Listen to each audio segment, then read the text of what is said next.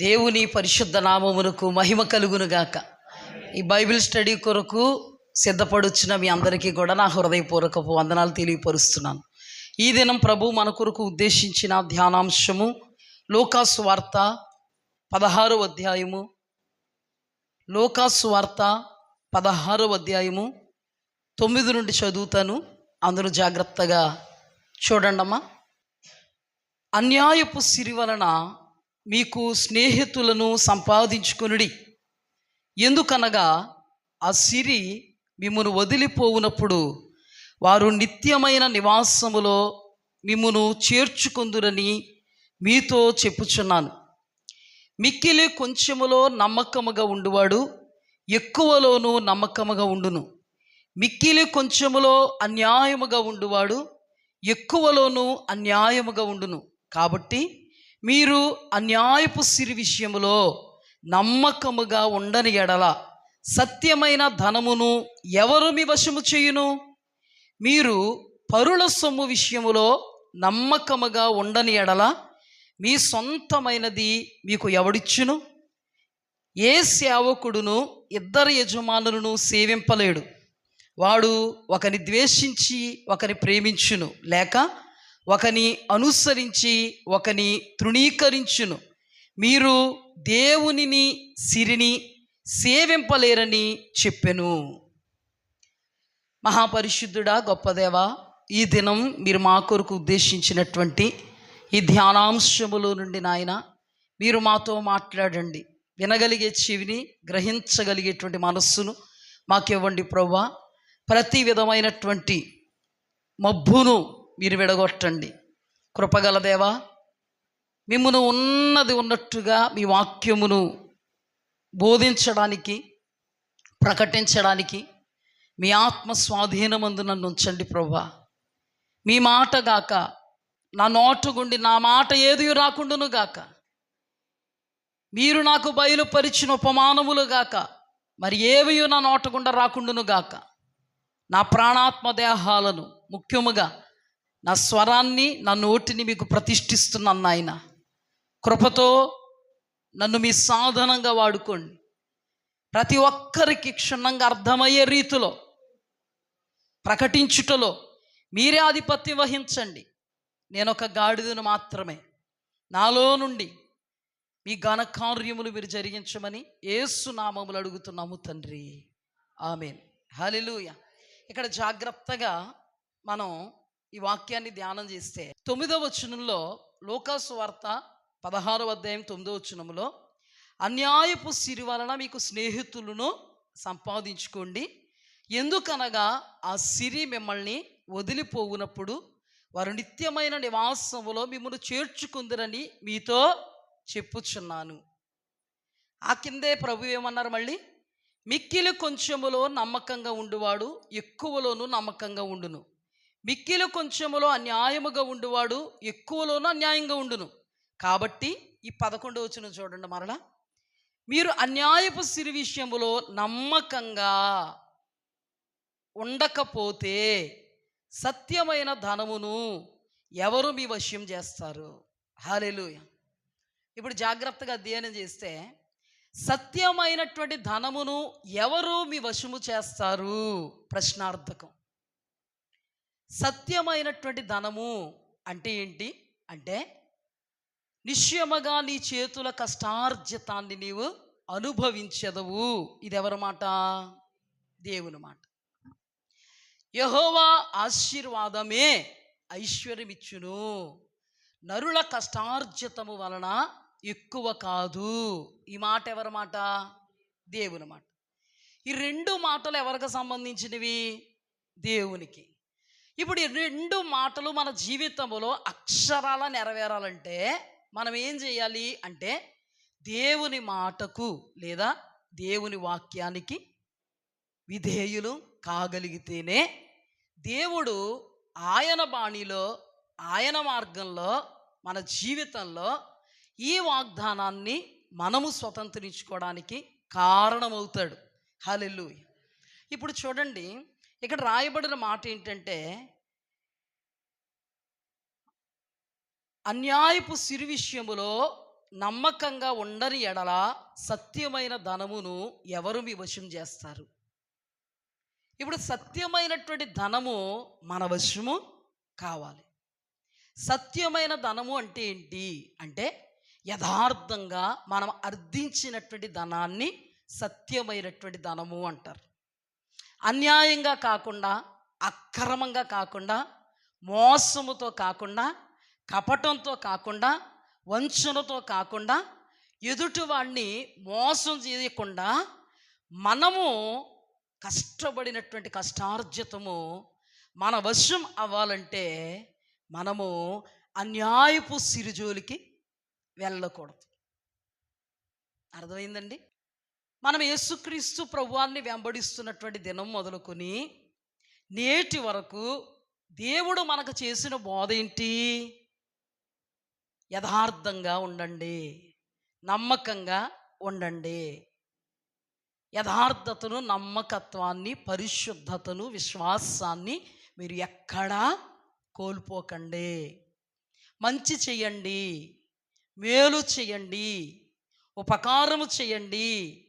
అపవిత్రులుగా ఉండొద్దు, అపవిత్ర కార్యాలు చెయ్యొద్దు, అపవిత్రమైనవి మాట్లాడవద్దు. ఇది ఎవరి మార్గం?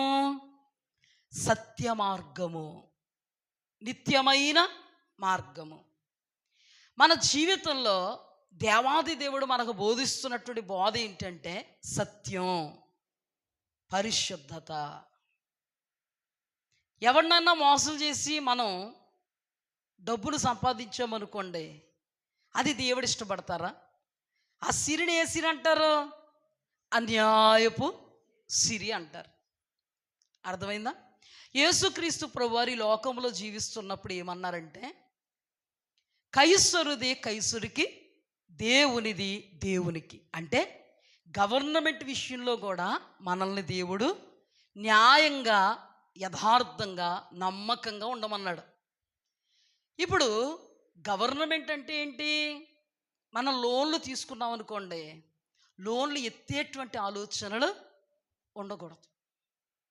ఒక ఆవును కొనుక్కున్నాం అనుకోండి, ఇన్సూరెన్స్ చేసామనుకోండి, ఆవు పాలన్నీ తాగేసామనుకోండి, ఆవు ఇప్పుడు పాలు ఇవ్వట్లేదు అనుకోండి, ఆవికి ఏ విషపు చుక్క వేసి చంపేసి, ఏ విషపు చుక్క వేసి చంపేసి చచ్చిపోయింది, ఈ ఆవుకు ఇప్పుడు ఏం చేయాలి?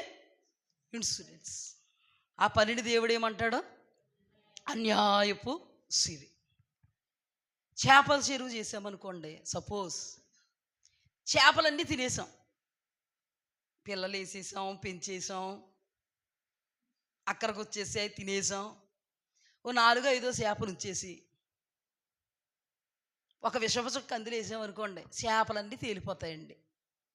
ఎక్కడండి? చెరువులో. తేలిపోతే ఫోటోల మీద ఫోటోలు తీసేసి గవర్నమెంట్కి ఏం చేస్తారు? మోసం చేస్తారు కదా. అవును కదా? ఇది దేవుడు ఒప్పుకుంటారా? దీనినే అన్యాయపు సిరి అంటారు. కొన్ని ట్రిక్స్ ఉంటాయి. ఒక ట్రిక్ చెప్తానే. మీరు ఒక ఆవును కొనుక్కున్నారు. కొనుక్కున్న తర్వాత ఆవు పాలన్నీ ఏం చేశారు? తాగేశారు. ఈ ఆవు ఇప్పుడు మీకు అక్కడికి రాదు. అందుకని మీరు ఏం చేశారంటే లాటరీ టికెట్ పెట్టారు. దేనికి? ఆవుకి. ఒక్కొక్కరు 100 రూపాయలు పెట్టి లాటరీ టికెట్ కొనుక్కుంటే ఎవరికి లాటరీ తగులుతుందో వాళ్ళకి ఆవు ఇస్తాము అని ఏం చేశారు మీరు? లాటరీ టికెట్ పెట్టారు. పెట్టేటప్పటికి టికెట్స్ కొనేసుకున్నారు. లాటరీ అంటే చాలా ఇష్టం కదండి జనాలకి, ఏదోటి తగిలేద్దని కదా. కొనేసుకునేటప్పటికి అందరికీ ఆవు రాదు, ఒక్కరికే వస్తుంది. కానీ లాటరీలు అమ్మేటప్పటికి, టికెట్స్ అమ్మేటప్పటికి 30,000 వచ్చాయిడికి. ఎంత వచ్చింది? ఎంత కొన్నాడు? ఎంత వచ్చింది ఇప్పుడు? 30,000 వచ్చింది. ఇప్పుడు లాటరీ తగిలింది. లాటరీ తగిలినప్పుడు ఎవరికి ఇవ్వాలి? తగిలినోడికి ఆవు ఇచ్చాడు. ఈ ఆవు అక్కడికి రావట్లేదు. ఆడికి ఇచ్చేసాడు కదా, అక్కడికి రావట్లేదు. వాడు వచ్చి గొడవ చేశాడు. గొడవ చేస్తే ఏమన్నాడంటే, ఎందుకు వచ్చింది నీకు నాకు గొడవ? 100 రూపాయలు కొనుక్కున్నావు కదా నువ్వు టికెట్, ఇదిగో 100 రూపాయలు నువ్వు తీసేసుకో అన్నాడు. ఇప్పుడు ఆవు మిగిలిపోయింది, ఆడికి ఆవు మిగిలిపోయింది, డబ్బులు మిగిలిపోయినాయి. పనికి మాలిందాన్ని ఎలా చేసాడాడు? తెలివి కదండి. ఏమండి, ట్రిక్స్. అవునా కదా? మనల్ని దేవుడు ఎలా చేయమన్నాడా? ధనాన్ని అపేక్షించమన్నాడా? ధనాన్ని అపేక్షించండి అనలే. ఏమి తిందుమో, ఏమి త్రాగుదుమో, ఏమి ధరించుకుందుమో అని మీ దేహమును గూర్చేయనను ప్రాణమును గూర్చేయనను మీరు చింతపడకుడి, కానీ మీకు ఏది కావలియునో పరలోకపు తండ్రికి తెలియను. ధనాపేక్ష సమస్త కీడులకు మూలము. ధనాన్ని అపేక్షించేవాడే ఎవరిని కొడదామా, ఎవరిని వేద్దామా, ఏ తింగరుడు దొరుకుతాడా, ఏది పెడదామా అని ధన అర్జన కోసం ప్రాకులాడుతూ ఉంటాడు. ఇప్పుడు నేను మీకు పరిచయం చేసిన ఈ వ్యక్తి ఎంత జ్ఞానం, చాలా జ్ఞానం అనిపించింది కదా మీకు? ఇలాంటి ట్రిక్కులు ఉపయోగించి వాణ్ణి వీడిని మోసం చేస్తే మన దేవుడు అంగీకరిస్తాడా?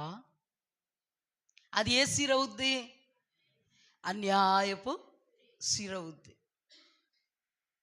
దేవుని బిడ్డలంగా ఒక్క 2 రూపాయలు వడ్డీకి తిప్పుదాము అంటేనే చాలామంది భయపడతారు. ఆ డబ్బులు ఇంకా వడ్డీకి ఇవ్వకుండా ఏదోడు చేసుకుంటారు. కానీ ఎందుకు భయపడతారంటే మన దేవుడు మనకు చేసినటువంటి బోధ అలాంటిది. దానిలో కూడా తప్పు ఉందేమో, దానిలో కూడా పాపం ఉందేమో, బాబోయ్ వడ్డీ వ్యాపారం చేయకూడదు కదా అని కనీసం 2 రూపాయలకి వడ్డీ వ్యాపారం చేయాలన్నా భయపడతాం. ఎందుకంటే మన దేవుడు మనకి అన్యాయపు సిరిని మన దేవుడు మన సొత్తులుగా చేసుకోవద్దు అన్నాడు. అన్యాయపు సిరి విషయములో మీరు నమ్మకంగా ఉండకపోతే యథార్థంగా ఆర్జించినటువంటి మీ సంపదను మీ వశము ఎవడు చేస్తాడు అని అడిగాడు. అంటే ఏంటి?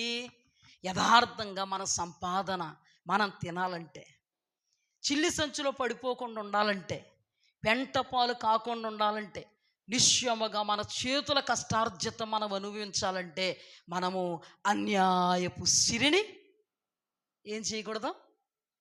సంపాదన చేయకూడదు. దాని ఆలోచనే మనకి ఉండకూడదు. మనం వేసే ప్రతి అడుగు న్యాయం, యథార్థత, నీతి, పరిశుద్ధత ఇలా సంపాదిస్తే మాత్రమే అది అన్యాయపు సిరవదు. నీ సత్యమైనటువంటి యథార్థమైనటువంటి సంపాదన. హల్లెలూయా, దేవునికి మహిమ కలుగునుగా. ఎవడో పని చేసుకుంటున్నాడండి, ఎక్కడ? ఏ ఫ్యాక్టరీలోనో. వాడికి 10,000 వస్తుంది జీతం. ఈలోపు మనలో ఎవరొకరో అతను చూస్తూ ఉన్నాం. చూస్తూ ఉండి ఎలాగైనా వాడిని తప్పించి ఆ పనిలో నేను ఉండాలి అని తెలిసిన వాళ్ళని రికమెండేషన్ చేసి వాడిని ఎగ్గొట్టించి నువ్వు ఆ పనిలో నిలబడిపోయి నెలకు 10,000 తెచ్చుకుంటున్నావు. ఇది మీ మట్టుకు మీకు మంచి అనిపిస్తుందా, చెడు అనిపిస్తుందా? ఇది నువ్వు న్యాయంగా సంపాదిస్తున్న కష్టార్జితమైన డే 1లో నువ్వు ఆ పని కోసం ఏం చేసావు? ఒకడి నోటులో ఏం కొట్టావు? మట్టి కొట్టావు. ఒకడి నోట్లో ఏం కొట్టావు? మట్టి కొట్టావు. నిజంగా నెలంతా కష్టపడితేనే నీకు 10,000 వచ్చాయి. కానీ ఆ ఉద్యోగం నీకు ఎందుకు వచ్చిందంటే వాడి కడుపు కొట్టి ఆ ఉద్యోగంలో వాడిని తీసేసి నీ జ్ఞానాన్ని బట్టి, నీ పలుకుబడిని బట్టి నువ్వేం చేసావు? ఏం చేసావు? ఇప్పుడు దానిని అన్యాయం అంటారా లేదా? ఖచ్చితంగా దాన్ని కూడా ఏమంటారు? అన్యాయపు సిరి. ఇలా చెప్పుకుంటూ పోతే మన దేవుడు అన్యాయాన్ని ఒప్పుకోరు, అక్రమాన్ని సహించరు. ఆయన ఎంత మహనీయుడైతే అంటే గవర్నమెంట్ది గవర్నమెంట్కి ఇవ్వండి, దేవునిది దేవునికి ఇవ్వండి. ఆయన ఎంత అతీతమైనోడంటే పరుల సొమ్ము ముట్టొద్దు, పాపం పరుల సొమ్ము విషయంలో నువ్వు యథార్థంగా ఉంటేనే నీ సొమ్ము నీ చేతికి ఇవ్వడానికి నేను సహాయపడతాను. పరుల సొమ్ము విషయంలో నువ్వు యథార్థంగా ఉండకపోతే నీ సంపదను నీకు ఎవరిస్తారనుకుంటున్నావు అని ఇక్కడ ప్రశ్నిస్తున్నారు. ఇప్పుడు దేవుడు ఎంత యథార్థవంతుడు, ఎంత న్యాయవంతుడు, ఎంత పరిశుద్ధుడు, ఎంత నీతిని మనకు నేర్పించాడు. హల్లెలూయా. అలాంటిది దేవుడు అన్యాయపు సిరిని సంపాదించుకోండి, అన్యాయపు సిరిని బాగా సంపాదించండి, అన్యాయపు సిరి వలన మనుష్యులకు సహాయం చేయండి, మనుష్యులకు సహాయం చేసిన తర్వాత అన్యాయపు సిరి ఒక రోజు మిమ్మల్ని విడిచి వెళ్ళిపోద్ది. మనుష్యులకు మీరు సహాయం చేస్తే మనుష్యులు మీకు స్నేహితులు అవుతారు కదా, ఆ స్నేహితులు మీకు నిత్యమైన నివాసాన్ని ఇస్తారు అన్న మాట ఎలా ఉంది? రివర్స్లో ఎలా ఉందండి? రివర్స్లో లేదు. చూడండి ఆ మాట, లూకా సువార్త 16:9. జాగ్రత్తగా ఈ మాటని అందరూ చూడండి. అన్యాయపు సిరి వలన మీకు స్నేహితులను సంపాదించుకొనుడి. ఏమన్నారు ఇక్కడ? అన్యాయపు సిరి వలన స్నేహితులను సంపాదించుకొనుడి. అంటే దీని అర్థం ఏంటంటే మీరు అన్యాయంగా సిరిని సంపాదించుకుని ఆ సంపాదించుకున్న సిరితో మనుష్యుల్ని సంపాదించుకోండి అంటారా దేవుడు? చెప్పాలి మరి, ఇదే ట్విస్ట్ చెప్పాలి మరి. అందరూ కొంచెం ఆలోచనలో పడ్డారు. మరి ఇక్కడ ఏముంది? ఏముంది? ఎవరు చెప్తున్నారంట ఈ మాట? యేసు ప్రభువు వారు సాక్షాత్తు చెప్తున్నారంట. అన్యాయపు సిరి వలన మీకు స్నేహితులను సంపాదించుకొనుడి, ఎందుకనగా సిరి మిమ్మల్ని వదిలిపోవునప్పుడు వారు నిత్యమైన నివాసములో మిమ్మల్ని చేర్చుకుందరని మీతో చెప్పుచున్నాను. ఈ మాట అర్థం కాక జనానికే ఎలా ఉంది ఈ మాట? యేసు ప్రభువే అన్యాయపు సిరి సంపాదించుకోమన్నాడు, ఆ అన్యాయపు సిరి వలన మనుష్యుల్ని సంపాదించుకోమన్నాడు. ఒకప్పుడు ఈ అన్యాయపు సిరంతా విడిచి వెళ్ళిపోతే మనుష్యులు నన్ను ఏం చేస్తారు? చూసుకుంటారు, ఇంట్లో చేర్చుకుంటారు, ముద్దాడుతారు, నా జీవనం కొనసాగిపోద్ది, ఇలా చెప్తాడు దేవుడు. ఈ రోజులు ఈ మొక్క పట్టుకుని లంచాలు తీసేసుకుని మరి ఏం తీసేసుకుని లంచాలు తీసేసుకుని మరి దేవుని కార్యాలు చేస్తున్నారు. అది ఎలాగుందంటే, పాస్టర్ గారి దగ్గరికి దొంగోడు వచ్చి, రాత్రి దొంగతనానికి వెళ్తున్నామండి పాస్టర్ గారు, ఏమి ఇబ్బంది లేదులేండి, దాంట్లో దశంభాగం కూడా మీకు ఇస్తాం, అంతకలే చర్చిలో కంటే కుర్చీలు కానీ ఏయోటి వేసేస్తానులేండి, మంచిగా ప్రార్థన చేసి పంపండి. రాత్రికి సక్సెస్ఫుల్గా నా దొంగతనం అంతా, నాతో వస్తున్నటువంటి నా సహచరులు కూడా మంచిగా దొంగతనం చేసి మంచిగా సంపాదించి అన్యాయపు సిరి దాన్నండి మీకు దశంభాగము, కానుకలు, అంతేకాదండి మన విశ్వాసులు అందరూ కూడా మంచిగా కూర్చోడానికి ఫ్యాన్లు, కుర్చీలు అన్నీ తెచ్చేస్తామండి. బాగుందండి, నవ్వు రాట్లే? అన్యాయపు సిరే కిందన్నాడా? అన్యాయపు సిరి విషయంలో నమ్మకంగా ఉండండి. కింద ఇలా చెప్పిన దేవుడు పైన ఇలా చెప్పాడు. ఎందుకు చెప్పాడు, ఎందుకన్నాడు అని జ్ఞానం లేకపోతే ఏమైపోతారండి జనాలు?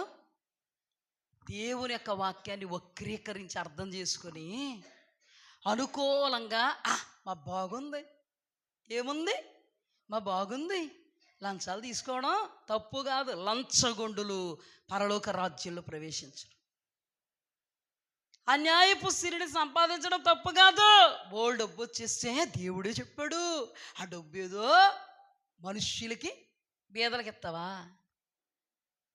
బీదలను కటాక్షిస్తావా? క్రిస్మస్ వస్తుంది కదా ఇప్పుడు, ఇలాంటి వాళ్ళందరూ అన్యాయపు సిరి బాగా సంపాదించేసి బీదలను కటాక్షిస్తే దేవుడు ఒప్పుకుంటాడా? కింద ఏమన్నాడు? అన్యాయపు సిరి విషయంలో జాగ్రత్తగా ఉండండి. మరి ఇక్కడ దేవుడు ఎలా మాట్లాడి కింద ఎందుకు ఇలా మాట్లాడాడు? మనకేం కొత్త కాదు, ఈ ధ్యానాలు మనకేమీ కొత్త కాదు. ఒక సందర్భంలో ఆభరణాలు తీసివేయుడి, అదే చూశారు అందరూ, కానీ దాని ధ్యానం ఎంత ఉంది?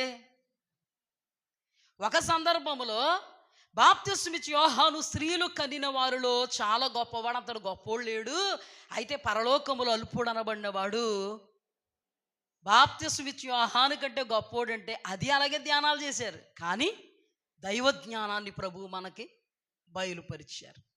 అవునా కదా? ఇలాంటి ధ్యానాలు కోకొల్లలు మనకి ప్రభు బయలుపరిచారు. ఇంకొక విషయం ఏంటంటే, స్త్రీలు ఉపదేశం చేయకూడదు, మౌనంగా ఉండాలి. పౌలయ్య గారు, అదే పౌలయ్య గారు తీతుకు రాస్తూ స్త్రీలు మంచి ఉపదేశం చెయ్యాలి. ఇప్పుడు స్త్రీలు ఉపదేశం చేయకూడదు అన్నవాడు ఆయనే, స్త్రీలు మంచి ఉపదేశం చేయాలన్నవాడు ఆయనే. ఈ రెండట్లు ఏముందనేది ప్రభు మనకు బయలుపరిస్తే మబ్బు విడిపోయింది. ఇక్కడ కూడా అన్యాయపు సిరిని సంపాదించుకోండి, దానివల్ల మనుష్యులను సంపాదించుకోండి అని చెప్పింది యేసుప్రభే. అన్యాయపు సిరి విషయంలో నమ్మకంగా ఉండకపోతే న్యాయార్థమైన సత్యమైనటువంటి ధనాన్ని మీ వశం ఎవడు చేస్తాడని చెప్పింది కూడా దేవుడు. అంటే ఇందులో ఏదో ఉంది. ఏముంది ఇందులో? చాలామంది పై చూసే స్పష్టంగా యేసుప్రభు చెప్పారు అన్నాడు, స్పష్టంగా పౌలు చెప్పాడు. మరి ఆ స్పష్టంగా పౌలు మంచి ఉపదేశం చేయాలని చెప్పలేదా? అందుకని ఈ విషయాన్ని మనం ఇప్పుడు జాగ్రత్తగా ధ్యానం చేద్దాం. దేవుడికి స్తుతి కలుగునుగా. ఇక్కడ జరిగినటువంటి సందర్భము చాలా ప్రాముఖ్యం. మీకు అర్థమైంది, దేవుడు ఎప్పుడు కూడా అన్యాయపు సిరిని ప్రోత్సహించడం. అవునా? అక్కడ చెప్పాడు అంటే అక్కడ ఏదో ఉంది. అలాగే నా కింద కూడా మబ్బు విడగొట్టాడు, అన్యాయపు సిరి విషయంలో మీరు నమ్మకంగా ఉండండి. అంటే దానిలో ఏదో ఒక సంగతి దాచబడి ఉన్నది. హల్లెలూయా. యేసు దేవుడు మర్మమై ఉన్నాడు. పౌలు అంటాడు, మర్మమై ఉన్నటువంటి క్రీస్తును మేము ప్రకటించుచున్నాం. అది మాకు ఎవరు బోధించలే, దర్శనము ద్వారా దేవుడు మాకు బయలుపరిచాడు. ఒక కథలా చెప్పినట్టుగా చెప్తాను, జాగ్రత్తగా వినండి. ఫస్ట్ కొంత మనం చదువుకుందాం. 16వ అధ్యాయము లూకా సువార్త 1 నుండి చదువుతాను, జాగ్రత్తగా చూడండి అమ్మా. మరియు ఆయన తన శిష్యులతో ఇట్లా, నేను ఒక ధనవంతుని యొద్ద ఒక గృహ నిర్వాహకుడుండెను. వాడు అతని ఆస్తిని పాడు చేయుచున్నాడని అతని యొద్ద వాని మీద నేరము మోపబడగా అతడు వాని పిలిపించి, నిన్ను గూర్చి నేను వినుచున్న ఈ మాట ఏమిటి? నీ గృహ నిర్వాహకత్వపు లెక్క అప్పగించుము. నీవు ఇక మీదట గృహ నిర్వాహకుడు అయి ఉండవల్ల కాదని వానితో చెప్పాను. ఆ గృహ నిర్వాహకుడు తనలో తాను, నా యజమానుడు ఈ గృహ నిర్వాహకత్వపు పనిలో నుండి నన్ను తీసివేయును గనుక నేనేమి చేతును? త్రవ్వలేను, భిక్షమెత్త సిగ్గుపడుచున్నాను. నన్ను ఈ గృహ నిర్వాహకత్వపు పని నుండి తొలగించినప్పుడు వారు నన్ను తమ ఇండ్లలోనికి చేర్చుకొనున్నట్లు ఏమి చేయవలనో నాకు తెలియననుకొని తన యజమానుని రుణస్థులలో ఒక్కొక్కరిని పిలిపించి, నీవు నా యజమానుడికి ఎంత అచ్చి ఉన్నావని మొదటి వాడిని అడిగాను. వాడు 100 మనుగుల నూనె అని చెప్పగా, నీవు నీ చీటి తీసుకొని త్వరగా కూర్చుండి 50 మనుగులని వ్రాసుకోమని వానితో చెప్పాను. తర్వాత వాడు, నీవు ఎంత అచ్చి ఉన్నావని మరి ఒకరిని అడుగగా, వాడు 100 తూములు గోధుమలని చెప్పినప్పుడు వానితో, నీవు నీ చీటి తీసుకుని 80 తూములు అని వ్రాసుకోమని చెప్పాను. అన్యాయస్తుడైన ఆ గృహ నిర్వాహకుడు యుక్తిగా నడుచుకొనినని వాని యజమానుడు వాని మెచ్చుకొనెను. వెలుగు సంబంధుల కంటే ఈ లోక సంబంధులు తమ తరమును బట్టి చూడగా యుక్తిపరులై ఉన్నారు. అన్యాయపు సిరి వలన మీకు స్నేహితులను సంపాదించుకొనుడి. ఎందుకనగా ఆ సిరి మిమ్మల్ని వదిలిపోవునప్పుడు వారు నిత్యమైన నివాసములో మిమ్మల్ని చేర్చుకొందురని మీతో చెప్పుచున్నాను. మిక్కిల కొంచెములో నమ్మకంగా ఉండువాడు ఎక్కువలోనూ నమ్మకంగా ఉండును, మిక్కిల కొంచెములో అన్యాయంగా ఉండువాడు ఎక్కువలో అన్యాయంగా ఉండును. కాబట్టి మీరు అన్యాయపు సిరి విషయంలో నమ్మకంగా ఉండని ఎడల సత్యమైన ధనమును ఎవరు మీ వశం చేయును? మీరు పరుల సొమ్ము విషయంలో నమ్మకంగా ఉండని ఎడల మీ సొంతమైనది మీకు ఎవడిచ్చును? ఏ సేవకుడు 2 యజమానులను సేవింపలేడు. వాడు ఒకరిని ద్వేషించి ఒకరిని ప్రేమించును, లేక ఒకరిని అనుసరించి ఒకరిని తృణీకరించును. మీరు దేవునిని సిరిని సేవింపలేరని చెప్పాను. ఇప్పుడు జాగ్రత్తగా చూడండి. యేసుక్రీస్తు ప్రభువారు శిష్యులతో మాట్లాడుతున్నారు. శిష్యులతో మాట్లాడుతున్నారంటే రహస్యంగా ఏం మాట్లాడరు. దేవాది దేవుడు వాక్యం చెప్తున్నప్పుడు అక్కడ చాలామంది ఉంటారు, రకరకాల ప్రజలు ఉంటారు. ఉన్నారా లేదా? దేవుడు అంటే ఇష్టమున్న ప్రజలు ఉంటారు, దేవుని వాక్యాన్ని ఇష్టపడే వాళ్ళు ఉంటారు, దేవుణ్ణే ఇష్టపడని కారణాన యేసయ్య వాక్యాన్నే వెక్కసం చేసుకుని ఎదురాడేటువంటి స్వభావం కలిగిన వారు కూడా ఉంటారు. యేసుక్రీస్తు ప్రభువారు రాత్రంతా ప్రార్థన చేయడం, పగలంతా బోధ చేయడం జరుగుతుంది.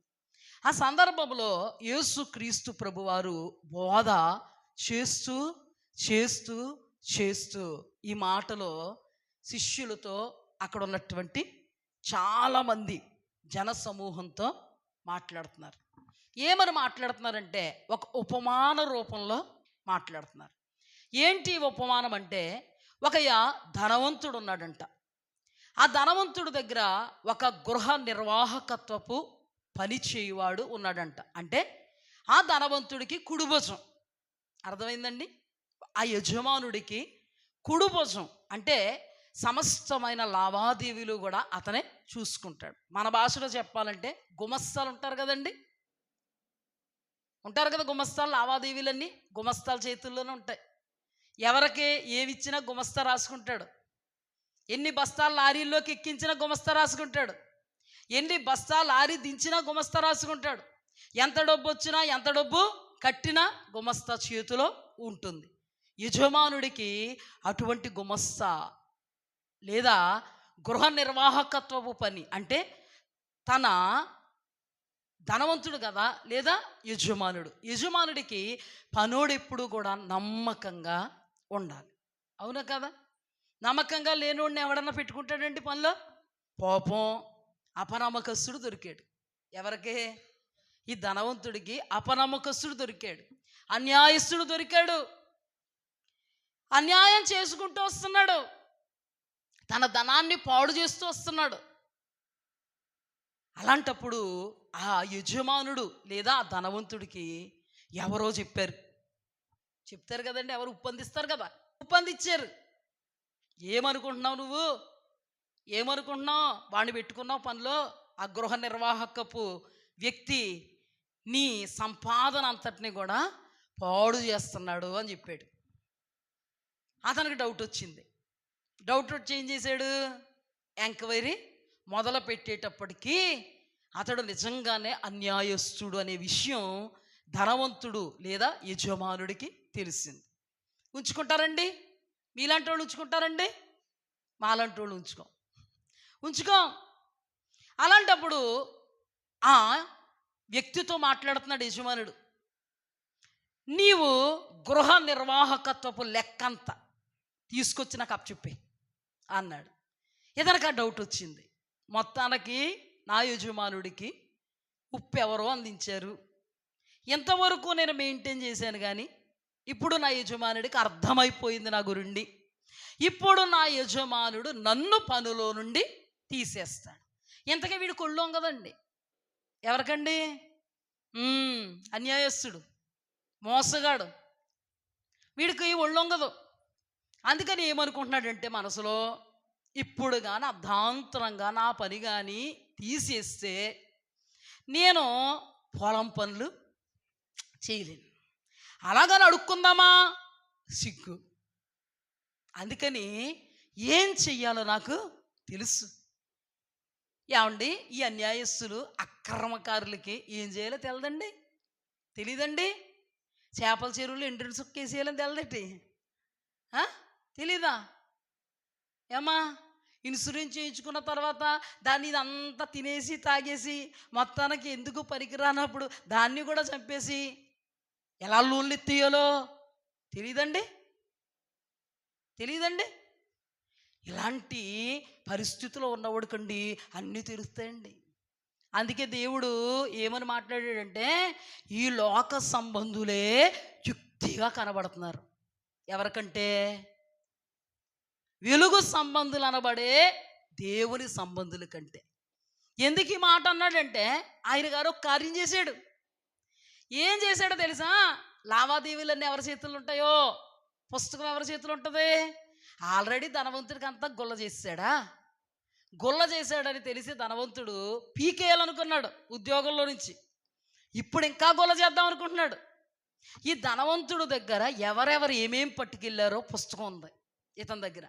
వాళ్ళందరూ కౌరెట్టాడు. ఇద్దరినే రాయించాడు, కానీ చాలామందికి కబురు పెట్టి ఒకడిని అన్నాడు, మా యజమానుడికి నువ్వు ఎంత అప్పు ఉన్నావు, అచ్చున్నావు, ఎంత కట్టాలి నువ్వు, మా యజమానుడి దగ్గర ఎంత తీసుకున్నావు అంటే, ఏమండి అయ్యా మీ యజమానుడి గారి దగ్గరండి 100 మనుగుల నూనె పట్టుకెళ్ళానండి అయ్యా.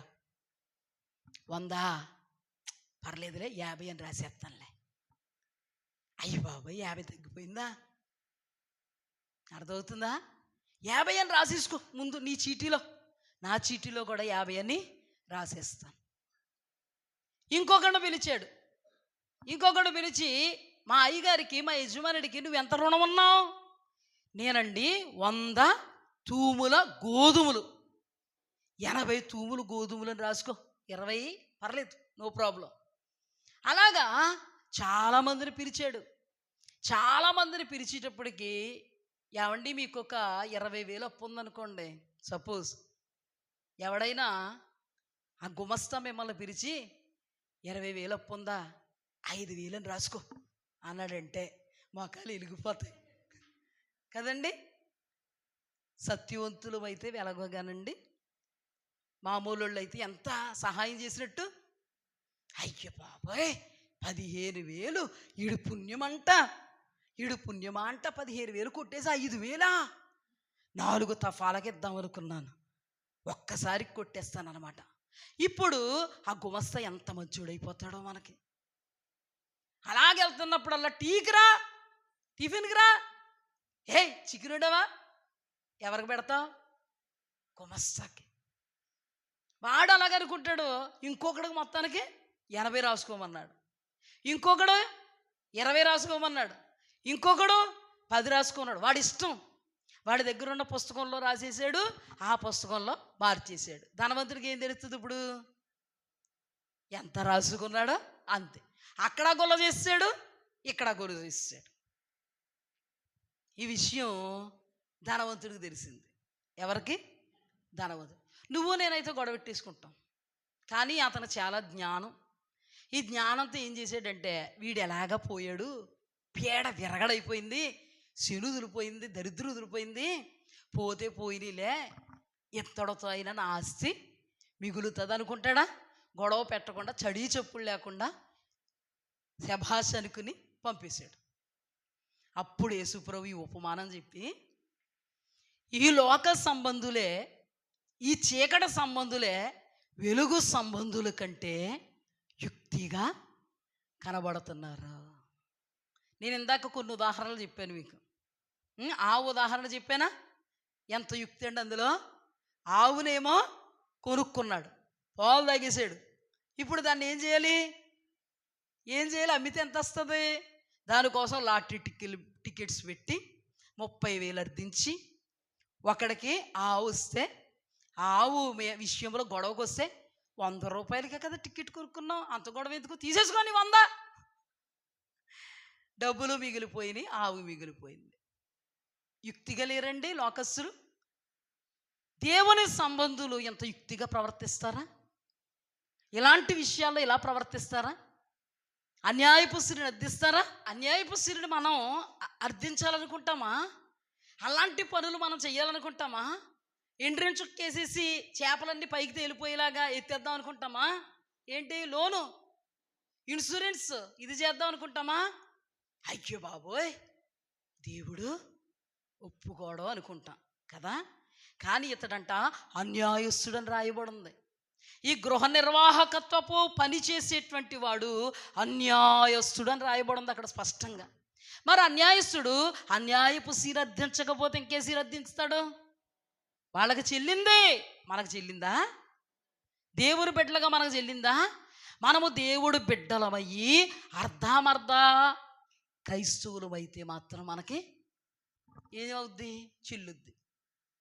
అందుకని యేసుప్రభు వారి ఉపమానం చెప్పిన తర్వాత, ఈ లోక సంబంధులే దైవ సంబంధులు కంటే ఈ తరమును బట్టి చూడగా యుక్తిపరులై ఉన్నారు. ఇది మనకి సంబంధించినది కాదు. మనకు సంబంధించినది కానప్పుడు దేవుడు అన్యాయపు సిరి వలన మీకు స్నేహితులను సంపాదించుకోండి, అన్యాయపు సిరి మిమ్మల్ని విడిచి వెళ్ళిపోయినప్పుడు స్నేహితులు అనబడేటువంటి ఆ మనుషులు మిమ్మల్ని నిత్య నివాసములోనికి చేర్చుకుంటారు అని ఎందుకన్నారు? ఆయన అనకూడదు కదా. ఆయన అన్నారంటే ఆ మాటలో ఎంతో నిగూఢమైన సత్యం ఉంటుంది.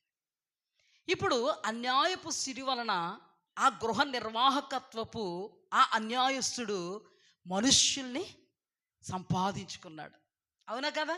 ఇందాక చెప్పాను కదా, అలాగే వెళ్తుంటే ఏమండో రండి టీ తాగుదురు, టిఫిన్ చేదురు, బిర్యానీ వండినప్పుడు మాత్రం ఫోన్ వెళ్ళిపోద్ది, మా ఇంటికి రండి బిర్యానీ చేసాం. దోస్త్ అయిపోయాడు. మామూలా 20,000 అప్పు ఉంటే 15,000 అప్పు లేకుండా చేసేసి 5,000. మహనీయుడు, మహానుభావుడు అంటాం కదా. ఇప్పుడు ఏం సంపాదించుకున్నాడు? అన్యాయపు సిరి వలన స్నేహితుల్ని సంపాదించుకుంటే అన్యాయపు సిరి విడిచి వెళ్ళిపోయింది.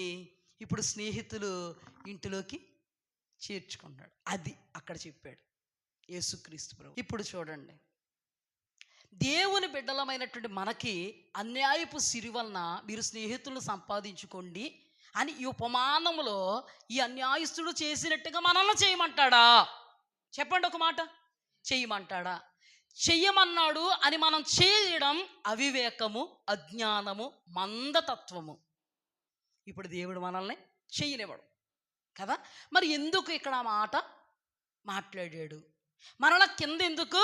అన్యాయపు సిరి విషయంలో మీరు నమ్మకంగా ఉండండి. నమ్మకంగా ఉండకపోతే మీ న్యాయమైనటువంటి ధనాన్ని ఎవరు మీ వశం చేస్తారు? నేను చేస్తాను. నేను చెయ్యాలంటే అన్యాయపు సిరి మీరు జోలికి పోవద్దు కదా. ఇప్పుడు జాగ్రత్తగా అర్థం చేసుకోండి. దేవుడు ఏ మాటలు రాయించినా ఇక్కడ గద్దింపు మాట అయినా కూడా మనం మాట్లాడుతున్నప్పుడు గద్దింపుగా ఉంటుంది, కానీ ఇక్కడ రాసినప్పుడు ఎలా ఉంటుంది? మందమతులారా అనే ఉంటుంది, సర్ప సంతానమా అనే ఉంటుంది, వేషధారులారా అనే ఉంటుంది, సున్నం కొట్టిన సమాధి అని ఉంటుంది. కానీ యాక్చువల్లీ దేవాది దేవుడు సున్నము కొట్టిన సమాధులారా అనడు. యాక్చువల్లీ మనకు పిల్లల మీద ప్రేమ వచ్చిందనుకో, అమ్మా భవ్య తల్లి అంటాం. అమ్మా భవ్య తల్లి అన్నా కూడా ఇక్కడ రాయబడితే అమ్మ భవ్య తల్లి అని రాస్తారు ఇక్కడ, అవునా? కానీ మనం కోపంలో ఉన్నప్పుడు అమ్మా భవ్య ఏటే అంటాం, కానీ అక్కడ అమ్మ భవ్య తల్లి అని రాస్తారు. కానీ కోపంలో మన పిచ్చి ఎలా ఉంటుంది? హైలో ఉంటుంది. కానీ అది జాగ్రత్తగా అర్థం చేసుకోవాలి మనం. యేసు ప్రభు వారు కరుణామయుడని ఇంకన్నీ కూడా సర్ప సంతానమా, సున్నము కొట్టిన సమాధుల్లారా అనలేదు అక్కడ. యేసుక్రీస్తు ప్రభు వారి లోకంలో ఉన్నప్పుడు ఆయన కోపపడిన సందర్భాలు చాలా ఉన్నాయి, వ్యంగ్యంగా మాట్లాడిన సందర్భాలు కూడా చాలా ఉన్నాయి. మీకు జస్ట్ అర్థం కావడానికి గబగబా చెప్తాను. ఇప్పుడు అవ్వలేదనుకో నెక్స్ట్ వీక్ చెప్పుకుందాం, కానీ మీకు అర్థం కావాలి కదా. ఇప్పుడు చూడండి, యేసుక్రీస్తు ప్రభువారు ప్రేమామయుడు, కరుణామయుడు, దయామయుడు మీ అందరికీ తెలుసు కదా. నెక్స్ట్ యేసుక్రీస్తు ప్రభువారు కోపమయుడు. ఆయన కోపం త్వరగా రగులుకొని, ఆయన కోపంతో ఎవరిని తిట్టారు అంటే పరిసయ్యుల్ని, శాస్త్రుల్ని పైనుంచి కిందకి కడిగినట్లుగా మనం చూస్తున్నాం. మత్తయి సువార్త 23వ అధ్యాయంలోకి వెళితే వేషధారులైన శాస్త్రులారా, పరిసయ్యులారా, సున్నం కొట్టిన సమాధులారా, గుడ్డి పరిసయ్యుడా, మీరు పరలోక రాజ్యం ప్రవేశించరు, ప్రవేశించు వారిని ప్రవేశింపనివ్వరు. మీరు మనుష్యుల ఎదుట నీతివంతుల్లాగా కనబడతారు, కానీ దేవుడు నీ హృదయాన్ని చూస్తున్నాడు. దేవుని దృష్టికి మీరు నీతిమంతులు కారు. మీ ప్రార్థనలు వేషధారణ, దానం, మీ దానాలు వేషధారణ, మీ ఉపవాసాలు వేషధారణ, మీ ఫలం మీరు పొంది ఉన్నారని నేను మీతో చెప్పుచున్నాను. మీరు విధవరాండ్ల ఇండ్లను దిగమింగుతున్నారు, మీరు జ్ఞానం అనేటువంటి తాళపు చెవిని ఎత్తుకుపోయారు, పరలోకంలో మీరు ప్రవేశించరు. తిట్టారా లేదా? తిట్టినప్పుడు ఇలాగ ఉంటుంది, అంతేనా? ఇలాగైనా తిడతారు కదండి ఇంట్లో. ఎలా ఉంటుంది తెలుదా? ఇలాగే ఉంటుంది తిడితే. వీళ్ళందరినీ ఏమని తిట్టారు? యేసుక్రీస్తు ప్రభు వారు అద్భుతాలు చేసి మహాశ్చర్య సూచక్రియలు చేసినా వాళ్ళు ఏ విషయంలో కూడా మారకపోతే, అయ్యో కొర్రాజీనా, బెస్సేదా, మీ మధ్యలో చేయబడినటువంటి అద్భుతాలు తూరు సీదోను పట్టణములో చేస్తే వారు ఎప్పుడో గోరు పట్ట కట్టుకుని బూడిద పోసుకొని ఎప్పుడో మారు మనస్సు పొందరు. మీ గతి కంటే వాళ్ళ గతి ఓర్వదగినదిగా ఉంటుంది. కానీ రాయడం ఎలా రాశాడు? అయ్యో కొర్రజీనా కదా రాయబడింది. అంటే ఎలా ఏ పిచ్చిలో తిట్టుంటారు అక్కడ, అర్థమైందా?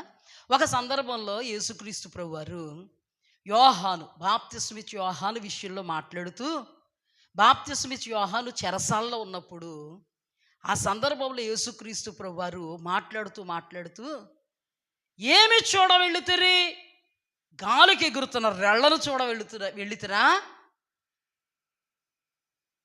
లేకపోతే రాజవస్త్రాలు సన్నపునార వస్త్రాలు ధరించుకున్న వాడిని చూడ వెళ్ళుతురా? ఏమి చూడ వెళ్ళుతురా? అరణ్యంలోనికి రాజవస్త్రాలు సన్నపునార వస్త్రాలు ధరించుకున్న వాళ్ళు రాజగృహాల్లో ఉంటారు.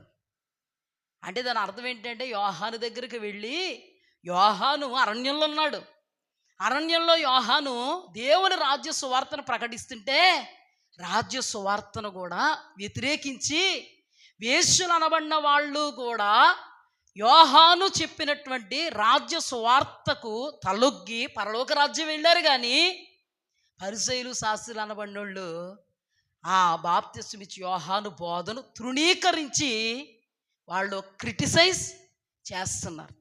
అందుకని కోపం వచ్చి ఏమి చూడ వెళుతురి? అరణ్యంలోకి ఎందుకు వెళ్ళారు? యోహాను దగ్గరికి ఎందుకు వెళ్ళారు? మీరు గాలికి ఎగురుతున్న రెళ్లను చూడడానికి వెళ్ళారా? మనం అంటాం చూడండి, పిల్లల్ని కోపం వస్తే ఏం చేసేవారా ఇంతవరకు? గాడిదని కాసేవా అంట మనమేనేంటి మరి మాట్లాడతా. యేసుప్రభు కూడా ఆ టైపులో మాట్లాడారు. అన్నక్కతో చెప్పు అన్నారా లేదా? నువ్వు కూడా ఎవరి మీదన్నా కోపం వచ్చింది అనుకో, హాయోలతో చెప్పు అనం, ఆడితో చెప్ప. అవునా? యేసుక్రీస్తు ప్రభు వారికి కూడా కోపం వస్తే అన్నక్కతో చెప్పు అన్నాడా లేదా? అంటే ఆయనలో కూడా ఈ యాంగిల్ ఉందా లేదా? ఏం చేస్తున్నావురా? గుర్రం పొళ్ళు తోముతున్నావా? మన భాషే కాదనుకుంటున్నారా కదా? అంటే యేసుక్రీస్తు ప్రభు వారు అలా కూడా మాట్లాడారు లేదా? మాట్లాడారు. అలాగే ఇక్కడ కూడా మాట్లాడుతున్నారు. ఏమని మాట్లాడుతున్నారంటే, అన్యాయపు సిరి మనకు సంబంధించింది కాదు, కానీ శాస్త్రులు పరిసయ్యులు అనబడిన వాళ్ళు అక్కడ ఉన్నారు. ఎవరున్నారు? ఈ శాస్త్రులు పరిసయ్యులు ధనాపేక్ష కలిగిన వారు. ఈ శాస్త్రులు పరిసయ్యులు లోకా సువార్తలో రాయబడింది, విధవరాండ్ల ఎండ్లను దిగమింగుతున్నారు. అంటే అన్యాయపు సిరిని అపేక్షిస్తున్నారు. వాళ్ళు ఎక్కడున్నారు? యేసుక్రీస్తు ప్రభువారు ఈ సందర్భంలో మాట్లాడుతున్నప్పుడు వాళ్ళు అక్కడ ఉన్నారు. అందుకే యేసు ప్రభువారు ఆ ఉపమానం చెప్పి అన్నారు, అన్యాయపు సిరి వలన మీకు మనుష్యుల్ని సంపాదించుకోండి, అన్యాయపు సిరి మిమ్మల్ని విడిచి వెళ్ళిపోయినప్పుడు ఆ మనుష్యులు మిమ్మల్ని నిత్య నివాసంలోకి తీసుకెళ్తారు. అసలు మన ఈ నివాసం నిత్య నివాసమా? నిత్య నివాసం ఎక్కడుంది? 2వ కొరింథీయులకు రాసిన పత్రిక 5వ అధ్యాయము చదవండి ఎవరొకరు. 2వ కొరింథీయులకు రాసిన పత్రిక 5వ అధ్యాయం 1వ వచనం. నిన్నటి దినం మనం ధ్యానం చేసుకున్నాం. భూమి మీద మన గుడారమైన ఈ నివాసము శిథిలమైపోయినను చేతి పని కాక దేవుని చేత కట్టబడినదియు నిత్యమైనదియునైన నివాసము పరలోకమందు మనకున్నదని ఎరుగుదుము. పెన్నుంటే అండర్లైన్ చేసుకోండి.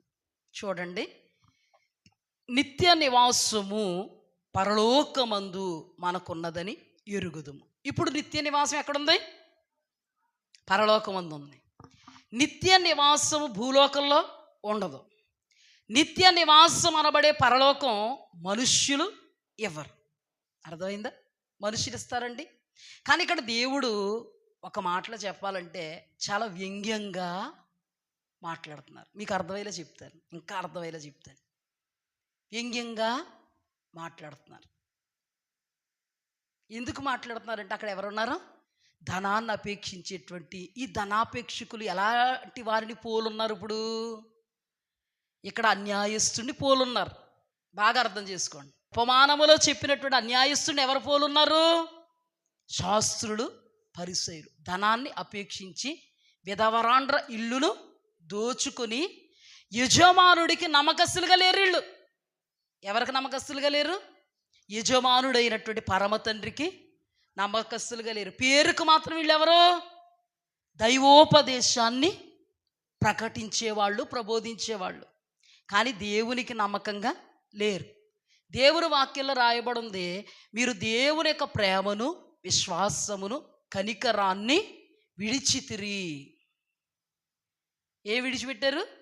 దేవుని ప్రేమను, విశ్వాసమును, కనికరాన్ని విడిచితిరి. దేవుని ప్రేమే లేదు, ఇంకా విధవరాండ్రలను ఏం ప్రేమించగలరు? విధవరాండ్ర ఇల్లు దిగమింగిస్తున్నారని దేవునికి మాత్రమే తెలుసు, విధవరాండ్రకు కూడా తెలియదు. ఏం చేస్తున్నారు? మేకప్ చేస్తున్నారు. మనుష్యులు ఎదుట నీతిమంతుల్లాగా అగుపరుచుకుంటున్నారు, కానీ లోపల అన్యాయపు సిరినీళ్ళు ఏం చేస్తున్నారు? అందుకే చూడండి, ఇక్కడ రాయబడి ఉంది 14వ వచనంలో రాయబడి ఉంది చూడండి. అక్కడే ఆ పారాగ్రాఫ్లోనే 16వ అధ్యాయము లోకాసు వార్త 14వ వచనం. ధనాపేక్ష గల పరిసయ్యులు ఈ మాటలను విని, అంటే అక్కడ ధనాపేక్ష గల పరిసయ్యులు ఉన్నారు లేదా? ఇప్పుడు జాగ్రత్తగా వినండి. ఇప్పుడు వాళ్ళు మనుష్యులు ఎదుట ఎలా ఉన్నారండి? నీతిమంతులు, కానీ దేవుని ఎదుట, ఎందుకంటే దేవుడు రహస్యాలు ఎరిగినవాడు. ఇప్పుడు మనం మత్తయి సువార్తలో జాగ్రత్తగా అధ్యయనం చేస్తే, మీ కుడి చెయ్య దానం చేస్తున్నప్పుడు ఎడమ చేతికి తెలియకుండా మీరు దానం చేయండి అన్నాడు. కానీ వీళ్ళ విషయంలో వీళ్ళు వేషధారులు కాబట్టి వీళ్ళు దానం ఎలా ఉంది? అందరూ చూచేలాగా ఎందుకు ఉందంటే, దిగమింగేస్తున్నారు, ఎవరికి తెలియకుండా వాటిని పంచిపెట్టేస్తున్నారు. ఈ రోజుల్లో కూడా చాలామంది అన్యాయపు సిరి సంపాదించి బేదను కటాక్షిస్తున్నారు అనుకోండి, దేవుడి దృష్టిలో వాళ్ళు ఎవరు? అన్యాయస్తులే. లంచాలు పుచ్చుకొని మీటింగ్స్ పెడుతున్నారు అనుకోండి, వాళ్ళ దేవుడి దృష్టిలో ఎవరు? అన్యాయస్తులు, అన్యాయంగా చేస్తున్న వాళ్ళే. ఇప్పుడు ఇక్కడ దేవుడు ఎందుకన్నాడంటే, మీకు బాగా అర్థం అవడం కోసం, అన్యాయపు సిరి వలన మనుష్యుల్ని సంపాదించుకున్నాడు ఈ అన్యాయస్తుడు, అవునా? ఇప్పుడు వీళ్ళు కూడా అన్యాయపు సిరి వలన మనుష్యుల్ని సంపాదించుకుంటున్నారు లేదా? సంపాదించుకుంటున్నారు. ఇప్పుడు జనానికి ఏదన్నా పంచిపెడితే వీళ్ళు ఎవరు? గొప్పోళ్ళు, అవునండి. ఇప్పుడు మామూలుగా మనం లోకపరంగా చూసామనుకోండి, అన్యాయంగా సంపాదించాడు అనుకోండి, యుక్తితో చేసాడు అనుకోండి, గవర్నమెంట్ని మోసం చేయొచ్చు, లోన్స్ చేయొచ్చు, ఇన్సూరెన్స్లు క్లెయిమ్ చేయొచ్చు. ఇలాగ కుబేరుడు అయిపోయాడు అనుకోండి సపోజ్. అతనికి మొత్తానికి అందరికీ తెలిసినా ఎవ్వరు ఎదురుగుండా మాట్లాడరు. డబ్బు అవసరం వస్తే ఫస్ట్ ఎవరింటికి వెళ్తారు? అతని ఇంటికి వెళ్తారు. రాజకీయ నాయకులు వస్తే ఫస్ట్ ఎవరింటికి వెళ్తారు? అతడు అంచెలంచెలుగా ఏమవుతాడు? అవసరమైతే రాజకీయాల్లోకి వెళ్ళిపోతాడు, కుబేరుడైపోతాడు, గనుడైపోతాడు, గొప్పోడైపోతాడు, చాలా ధన సమృద్ధి కలిగిన అనుభవంలో ఉంటాడు. ఊరంతా చుట్టాలేనంట. మనమైనా ఏదైనా అక్కర వచ్చిందనుకోండి, టక్కన గుర్తొస్తాడు ఎవరో? అతనే. ఇప్పుడు విలువ పెరిగిపోయింది, అవునా? మనుష్యుల దృష్టికి ఘనమైనది దేవుని దృష్టికి ఘనహీనమైనది అంటాడు. అక్కడే ఉంటుంది అన్నమాట. మీరు ఇంటికి వెళ్ళాక అన్నీ చదివేద్దరు. కానీ ఇప్పుడు చూడండి 14 చదువుతాం చూడండి. ధనాపేక్ష గల లోకాసు వార్త 16:14. ధనాపేక్ష గల పరిసయ్యులు ఈ మాటలన్నీ విని ఆయనను అపహసించుచుండగా ఆయన, మీరు మనుష్యులు ఎదుట నీతిమంతులను అనిపించుకొనువారు, కానీ దేవుడు మీ హృదయం ఎరుగును. మనుష్యుల్లో ఘనంగా ఎంచబడినది దేవుని దృష్టికి అసహ్యము అన్నారా లేదా? ఇప్పుడు మనుష్యుల దృష్టికి వీళ్ళు గనులైపోతారు, కానీ పరలోకం ఉంటుందండి వాళ్ళకి. ఈ అన్యాయపు సిరి వలన మనుషులందరూ చుట్టాలైపోయారు, కానీ చచ్చిపోతే నిత్య నివాసం అనబడే పరలోకం ఉంటుందా? ఇప్పుడు ఈ శాస్త్రులు పరిసయ్యులు కూడా ధనాన్ని అపేక్షించి దుర్నీతి వలన లేకపోతే అన్యాయపు సిరి వలన ధనాన్ని అర్థించి అందరికీ మంచోళ్ళు అయిపోయారు. అయితే మంచి చేసుకున్నటువంటి ఆ మంచోళ్ళు నిత్య నివాసం ఇవ్వగలుగుతారా? నిత్య నివాసం ఎక్కడ ఉంటుంది? పరలోకమందు ఉంటుంది. మరి యేసుప్రభు ఇక్కడ కొంత వ్యంగ్యంగా మాట్లాడుతున్నారు. అంటే ఏంటో తెలుసా? అన్యాయపు సిరి వల్ల మనుషులను సంపాదించుకోండి, ఒకరోజు అది మిమ్మల్ని విడిచిపోద్ది, నిత్యమైన నివాసంలో ఈ మనుషులు మిమ్మల్ని కూర్చోబెడతారు. ఇదండి జరిగింది. ఇది తెలియక యేసుప్రభు అన్నాడండి, బాబు అన్యాయపు సిరి వలన. అయ్యి బాబోయ్, మీకు అర్థమైందా? సంపాదించండి సంపాదించండి మనుషుల్ని. అన్యాయపు సిరి మిమ్మల్ని ఒక్కరోజు విడిచి వెళ్ళిపోతే మనుష్యులు సంపాదించుకుంటున్నారే, ఈ మనుషులు మీకు పరలోకం ఇచ్చేస్తారు. ఇది అర్థమైందా? మనం కూడా అంటాం కదా వెళ్ళొద్దన్న చోటకి వెళ్తానంటే మనకి ఏదో కీడు కనబడిపోతే వెళతాను నుర్రూతలు ఉరుగుతుంటే ఎల్లు, ఎంత చెప్పినా ఏనో ఎల్లు బాగుంటుంది రా, నీకు చాలా బాగుంటుంది అక్కడ వెళ్ళు అంటా మనమా? ఇంటికి ఏదైనా ఏ వాషింగ్ మిషన్ కొరుక్కు తెచ్చుకున్నాం, కుర్రోడు వాషింగ్ మిషన్ని తీసుకుని దబా దబా దబా దబా బాధేస్తున్నాడు. పోగొట్టే నిజంగా పోగొట్టేమని అంటాం. అర్థమవుతుందా మీకు? మన భాషే, మన యేసుప్రభు కూడా అచ్చంగా మన భాషే. పోగొట్టేరా బాబు, పోగొట్టే, నాశనం చేసేరా బాబు అంటాం మనమా? నీ చేతుల్లోనే పోయేలాగా ఉందరా, నీ చేతుల్లోనే పోగొట్టి అంటామా? కరోనా వచ్చిందండి, పక్కింటికి వెళ్ళిపోతున్నాడు కుర్రోడు, పక్కింటికి వెళ్ళిపోతున్నాడు. వెళ్ళొద్దన్న ఆయన వెళ్ళిపోతానమ్మ పోరా బాబు పోరా, పోతాను మొత్తాను పోతాలే పో అంటామనమా? అంటే మన కోపములోనూ అంటాము, కొన్ని సందర్భాల్లో వ్యంగ్యంగా కూడా. చెప్పింది వినట్లేదు, ఎవరోని చెప్పింది అసలు వినట్లేదు, చచ్చిపోయేలాగా ఉన్నాడు. నువ్వు చెప్పినా వినవలే, మేము చెప్తే అంటావు ఏంటి నువ్వు? వ్యంగ్యంగా అంటాం, అవునా? యేసుప్రభు వారు కూడా ఇక్కడ కొంచెం అపహాస్యంగానే మాట్లాడారు. బెస్ట్ ఎగ్జాంపుల్ చెప్తాను మీకు, బెస్ట్ ఎగ్జాంపుల్ అనమాట. ఈ బెస్ట్ ఎగ్జాంపుల్ ఏంటంటే, రాజకీయ నాయకులు ఓట్లేసే టైంలోనండి ఓటుకు నోటు అనేది చాలా తప్పండి. ఓటుకి నోటు అంటే ఓటుకి ఏంటంట నోటు.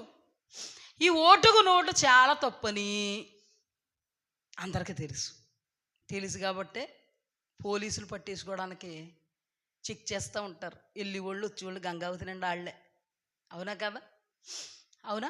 అయితే ఓటుకు నోటు అనేది తప్పని తెలుసు, మన దేవుని బిడ్డలకు కూడా తప్పని తెలుసు.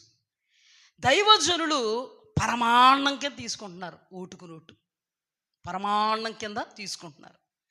విశ్వాసులు కూడా పరమాన్నం కింద తీసుకుంటున్నారు. విశ్వాసుల యొక్క దైవజనుడు రోషం కలిగినటువంటి దైవజనుడు. విశ్వాసులందరూ మందిరంలో ఓటుకు నోటు తీసుకుని కూర్చున్నారంట. అప్పుడు దైవజనుడు పులిపిట్టు ఎక్కిన తర్వాత ఆయన హృదయం చాలా బాధపడి, ఓటుకు నోటు తీసుకుంటున్న వారలారా, ఓటుకు నోటు తీసుకోండి. ఈ ఓటుకు వచ్చిన నోటు అనబడే ఆ డబ్బులు మీ జీవితాంతం సరిపోతాయి, తీసుకోండి. ఎలాగుంది ఈ మాట? అర్థమైందా? ఎటకారంగా వ్యంగ్యంగా మీరు ఓటుకు నోటు తీసుకున్నారే, తీసుకోండి. ఈ ఓటుకు నోటు మీ జీవితాంతం ఉద్ధరించేద్ది, మిమ్మల్ని పరలోకం తీసుకుపోద్ది. ఎలా ఉంది ఈ మాట? యేసుప్రభు అక్కడ అదే మాట అన్నారు. దైవజనులు అనబడిన వాళ్ళు 6 నెలలకు ఒకసారి ఉంటే బాగుండండి బాబు. ఏంటి ఎలక్షన్లే 10,000 కట్టెత్తున్నారంట. కట్టతే ఏం చేస్తాం? అవసరతలు. రోషం కలిగిన దైవజనుడికి రోషం వచ్చి, దైవజనులారా మీరు ఓటుకు నోటు తీసుకున్నారే, తీసుకోండి, అది మిమ్మల్ని పరలోకం చేరుస్తుంది, నిత్యత్వంలో తీసుకెళ్తుంది. ఓటుకు నోటు తీసుకొద్దని దేవుడు చెప్పలేదా అన్నట్టుగానే ఇక్కడ మాట్లాడాడు దేవుడు. ఏమని? అన్యాయపు సిరి వల్ల మీరు మనుష్యులను సంపాదించుకోండి, అన్యాయపు సిరి మిమ్మల్ని విడిచిపోయినప్పుడు మీరు ఆ మనుష్యులు పరలోకం ఇస్తారు, నిత్య నివాసం ఇస్తారు. ఇస్తారా? ఇంకొక బెస్ట్ ఎగ్జాంపుల్ చెప్తాను నేను మీకు. ఇంకా బెస్ట్ ఎగ్జాంపుల్ కాదు లేదు, ఇంకా లేదు అనడానికి లేకుండా బెస్ట్ ఎగ్జాంపుల్ ఏంటో తెలుసా? మికాయ మీకు అందరికీ తెలుసు. రాజుల గ్రంథంలో అహాబు సందర్భంలో మికాయ అందరికీ తెలుసు. వందలాది అహాబు ప్రవక్తలు అంటున్నారు, రామోద్గిలాదు మీదకే వెళ్ళు మహారాజా అహాబు రాజా, విజయం నీదే అన్నారు. ఆ తర్వాత యెహోషాపాతు రాజుకి డౌట్ వచ్చి విజయం మీదే అంటున్నారు, ఈ ప్రవక్తలు తప్ప యెహోవా ప్రవక్తలు ఎవరు లేరా అని అడిగితే, ఎందుకు లేరు, యెహోవా ప్రవక్త ఒకడు ఉన్నాడు, అతని పేరు మికాయా, వాడు ఎప్పుడు చూసినా నాకు విరోధంగానే మాట్లాడతాడు అన్నాడు. ఈ మాటలు అక్కడ ఉన్న సేవకులు ఎదుట అంటే సేవకులు విన్నారు. ఆ సేవకులతో చెప్తున్నాడు అహాబు, మికాయా ప్రవక్త దగ్గరికి వెళ్ళండి. మికాయా ప్రవక్త దగ్గరికి వెళ్ళినప్పుడు ఈ సేవకులు అహాబు రాజు అన్న మాటలు విన్నారు, ఎప్పుడు నాకు విరోధంగా చెప్తాడన్నమాట. అందుకని ఈ సేవకులు అన్నారు, మికాయా వందలాది ప్రవక్తలు మన అహాబు రాజు గారికి విజయం వస్తుందని చెప్తున్నారు ఏకధాటిగా, నువ్వు కూడా వాళ్ళతో కలగలిపి అహాబు రాజా నీకు విజయం వస్తుందని చెప్పు అంటే, దేవుడు నా నోట ఏ మాట పెట్టాడు అదే పలుకుతాను నేను అన్నాడు. అన్న తర్వాత కరెక్ట్గా అహాబు రాజు ఎదుట నిలబడేటప్పటికి అహాబు రాజు అన్నాడు, మరి వెళ్ళమంటావా మికాయా అంటే, వెళ్ళిపో. ఏమన్నాడు? వెళ్ళిపో, విజయం నీదే. వ్యంగ్యంగా అన్నాడు కాబట్టి డౌట్ వచ్చింది. వ్యంగ్యంగా అన్నాడు కాబట్టి ఏమొచ్చింది? డౌట్ వచ్చింది. వెళ్ళిపో, విజయం నీదే. అర్థమైందా? వెళ్ళిపో, విజయం నీదే. ఏంటి కూర్చు వ్యంగ్యంగా అన్నాడు? నీకు కరెక్ట్గా చెప్పమని చెప్పానా నేను? ఇలా మాట్లాడొద్దని ముందే చెప్పానా నేను? అప్పుడు అంటాడు, గొర్రెలు చెదిరిపోవడం నేను చూస్తున్నాను, ఇంటికి వెళ్ళిపో, యెహోవా సెలవిస్తున్నాడు అన్నాడా లేదా? మరి దేవుని ఆత్మతో నింపబడినటువంటి మికాయా ఇక్కడ యేసుక్రీస్తు ప్రభువారు ఒకేలాగా ప్రవర్తించారా లేదా? అర్థమైందా మీకు? బెస్ట్ ఎగ్జాంపుల్స్ అర్థమైందా? Very good. ఇప్పుడు చెప్పండి 100% అర్థమైందా మీకు? దేవునికి మహిమ కలుగునుగా. చాలా దృష్టాంతాల్లో నుంచి ప్రభు మనతో మాట్లాడారు. అక్కడ అలాగే మాట్లాడారు, ఇక్కడ కూడా యేసు ప్రభు వారు అలాగే. దీని అర్థం ఏంటంటే, అన్యాయపు సిరి వల్ల మనుషులు సంపాదించుకోండి, వాళ్ళే మీకు పరలోకం ఇచ్చేస్తారులే. నిత్య నివాసం మనుషులు ఇచ్చేదా? ధనాన్ని అపేక్షించి వాడు సమస్త కీడులకు మూలం ధనం. ఇప్పుడు పరిసయ్యులకు శాస్త్రులకి పరలోకం ఎవరిస్తారో? ఇక్కడ ఈ ధనవంతుడు దేవునికి సాదృశ్యంగా ఉంటే, గృహ నిర్వాహకత్వం పని చేస్తున్నటువంటి అన్యాయస్తుడు పరిసయ్యులు శాస్త్రులకి సాదృశ్యంగా ఉన్నాడు. ఇక్కడ మనుష్యులకు నీతిమంతులుగా అగపడుతున్నారు, కానీ వీళ్ళు దేవుని ఎదుట నీతిమంతులుగా అగపడట్లే. వాళ్ళ పనులన్నీ కూడా మనుష్యుల్ని సంపాదించుకోవాలనే కానీ దేవుడు గృహ నిర్వాహకత్వ పనిలో యథార్థంగా ఉండాలని కాదు. అందుకనే దేవుడు అక్కడ అలా మాట్లాడాడు. కాబట్టే కింద మబ్బు విడిపోయేలాగా మాట్లాడాడు. ఏమని? అన్యాయపు సిరి విషయములో నమ్మకంగా ఉండండి. అన్యాయపు సిరి విషయంలో మీరు నమ్మకస్తులుగా లేకపోతే మీ న్యాయార్థమైన సత్యమైన సిరి అనబడేటువంటి ధనాన్ని ఎవరు మీ వశం చేస్తారో అన్నాడు. అర్థమైందా? అందుకని ఇక్కడ ధనాపేక్ష కలిగినటువంటి పరిసయ్యులు అపహాస్యం చేస్తున్నారు ఆ మాటలు విని. వాళ్ళకి అర్థమైపోయింది ఎవరినన్నారు? యేసుప్రభు. యేసు ప్రభుని రక్షకుడిగానే అంగీకరించలేదు, పరలోక రాజ్యానికి వారధి అనుకోలేదు. యేసు ప్రభునే వ్యంగ్యంగా అపహాస్యంగా ఉంటుంటే యేసు ప్రభు మాటలు వినపడతాయా? పడతాయా? ఇంత క్లియర్గా మాట్లాడినా కూడా, వాళ్ళ కోసమే మాట్లాడినా కూడా యేసుక్రీస్తు ప్రభు వారిని త్రోసివేశారే తప్ప యేసు ప్రభుని చేర్చుకోలే. అందుకే దేవుడు అక్కడ అన్నాడు, మీరు మనుష్యులు ఎదుట నీతిమంతులు అనిపించుకుని వారు కానీ దేవుడు మీ హృదయం ఎరుగును, మనుష్యుల్లో ఘనంగా ఎంచబడినది దేవుని దృష్టికి అసహ్యం. అందుకే కింద కూడా అదే ఎగ్జాంపుల్ చెప్పాడు. ధనవంతుడు ఎవరికి సాదృశ్యంగా ఉన్నాడు? కింద ధనవంతుడు లాజరు సందర్భం కూడా అందుకే చెప్పాడు. ఈ ధనవంతుడు పరిసయ్యులు శాస్త్రులకి సాదృశ్యంగా ఉన్నాడు. ఈ పరిసయ్యులు శాస్త్రుల వలె ఈ ధనవంతుడు కూడా జనాల మధ్యలో చాలా గొప్పోడు. నిన్న చెప్పుకున్నాం కదా మనం, అర్థమైందండి? దరిద్రుడు, ధనవంతుడు, వీళ్ళిద్దరిలో ధనవంతుడు చాలా గొప్పోడు ఎవరి మధ్యలో? కానీ దేవుడి దృష్టిలో ఎవరు? ఈ ధనవంతుడు దేవుడి దృష్టిలో దిగంబరి, ఈ ధనవంతుడు దేవుడి దృష్టిలో బికారి, ఈ ధనవంతుడు దేవుడి దృష్టిలో వస్త్రహీనుడు. ఈ ధనవంతుడు ఏమనుకున్నాడు? నేను ధనవంతుడి ధన సమృద్ధి చేసుకున్నాను, నాకేమి కొదువా? ఎక్కడికి వెళ్ళిపోయావు మరి? కొదువు లేదు కదా నీకు. నీ ధనం వల్ల స్నేహితులు చాలామంది ఉన్నారు. ధనవంతుడా, నువ్వు చచ్చిపోయిన తర్వాత నువ్వు ఎక్కడికి వెళ్ళిపోయావు? నువ్వు సంపాదించుకున్నటువంటి ఆ మనుష్యులు నీకు పరలోకం ఇవ్వగలిగారా? ఆ సంపద నీకు పరలోకం ఇవ్వగలిగిందా? అతడు మనుష్యుల దృష్టిలో ఘనమైనోడు, దేవుని దృష్టిలో ఘనహీనుడు. మన జీవితంలో అన్యాయపు సిరి వలన మనం ధనాన్ని సంపాదించుకోకూడదు. ఇక్కడ దేవుడు చెప్తున్నటువంటి మాట ఎగ్జాక్ట్గా పరిసయ్యులు శాస్త్రులు అటువంటి అనుభవాలు ఉన్నారు. వారు పరలోకం వెళ్ళరంట, వెళ్ళే వాళ్ళను కూడా వెళ్ళనివ్వరంట. చూడండి, ఇక్కడ రాయబడిన మాట మీకు అర్థమైంది కదా. ఇప్పుడు ఆ మాట ప్రభు ఎందుకు చెప్పారో అర్థమైంది.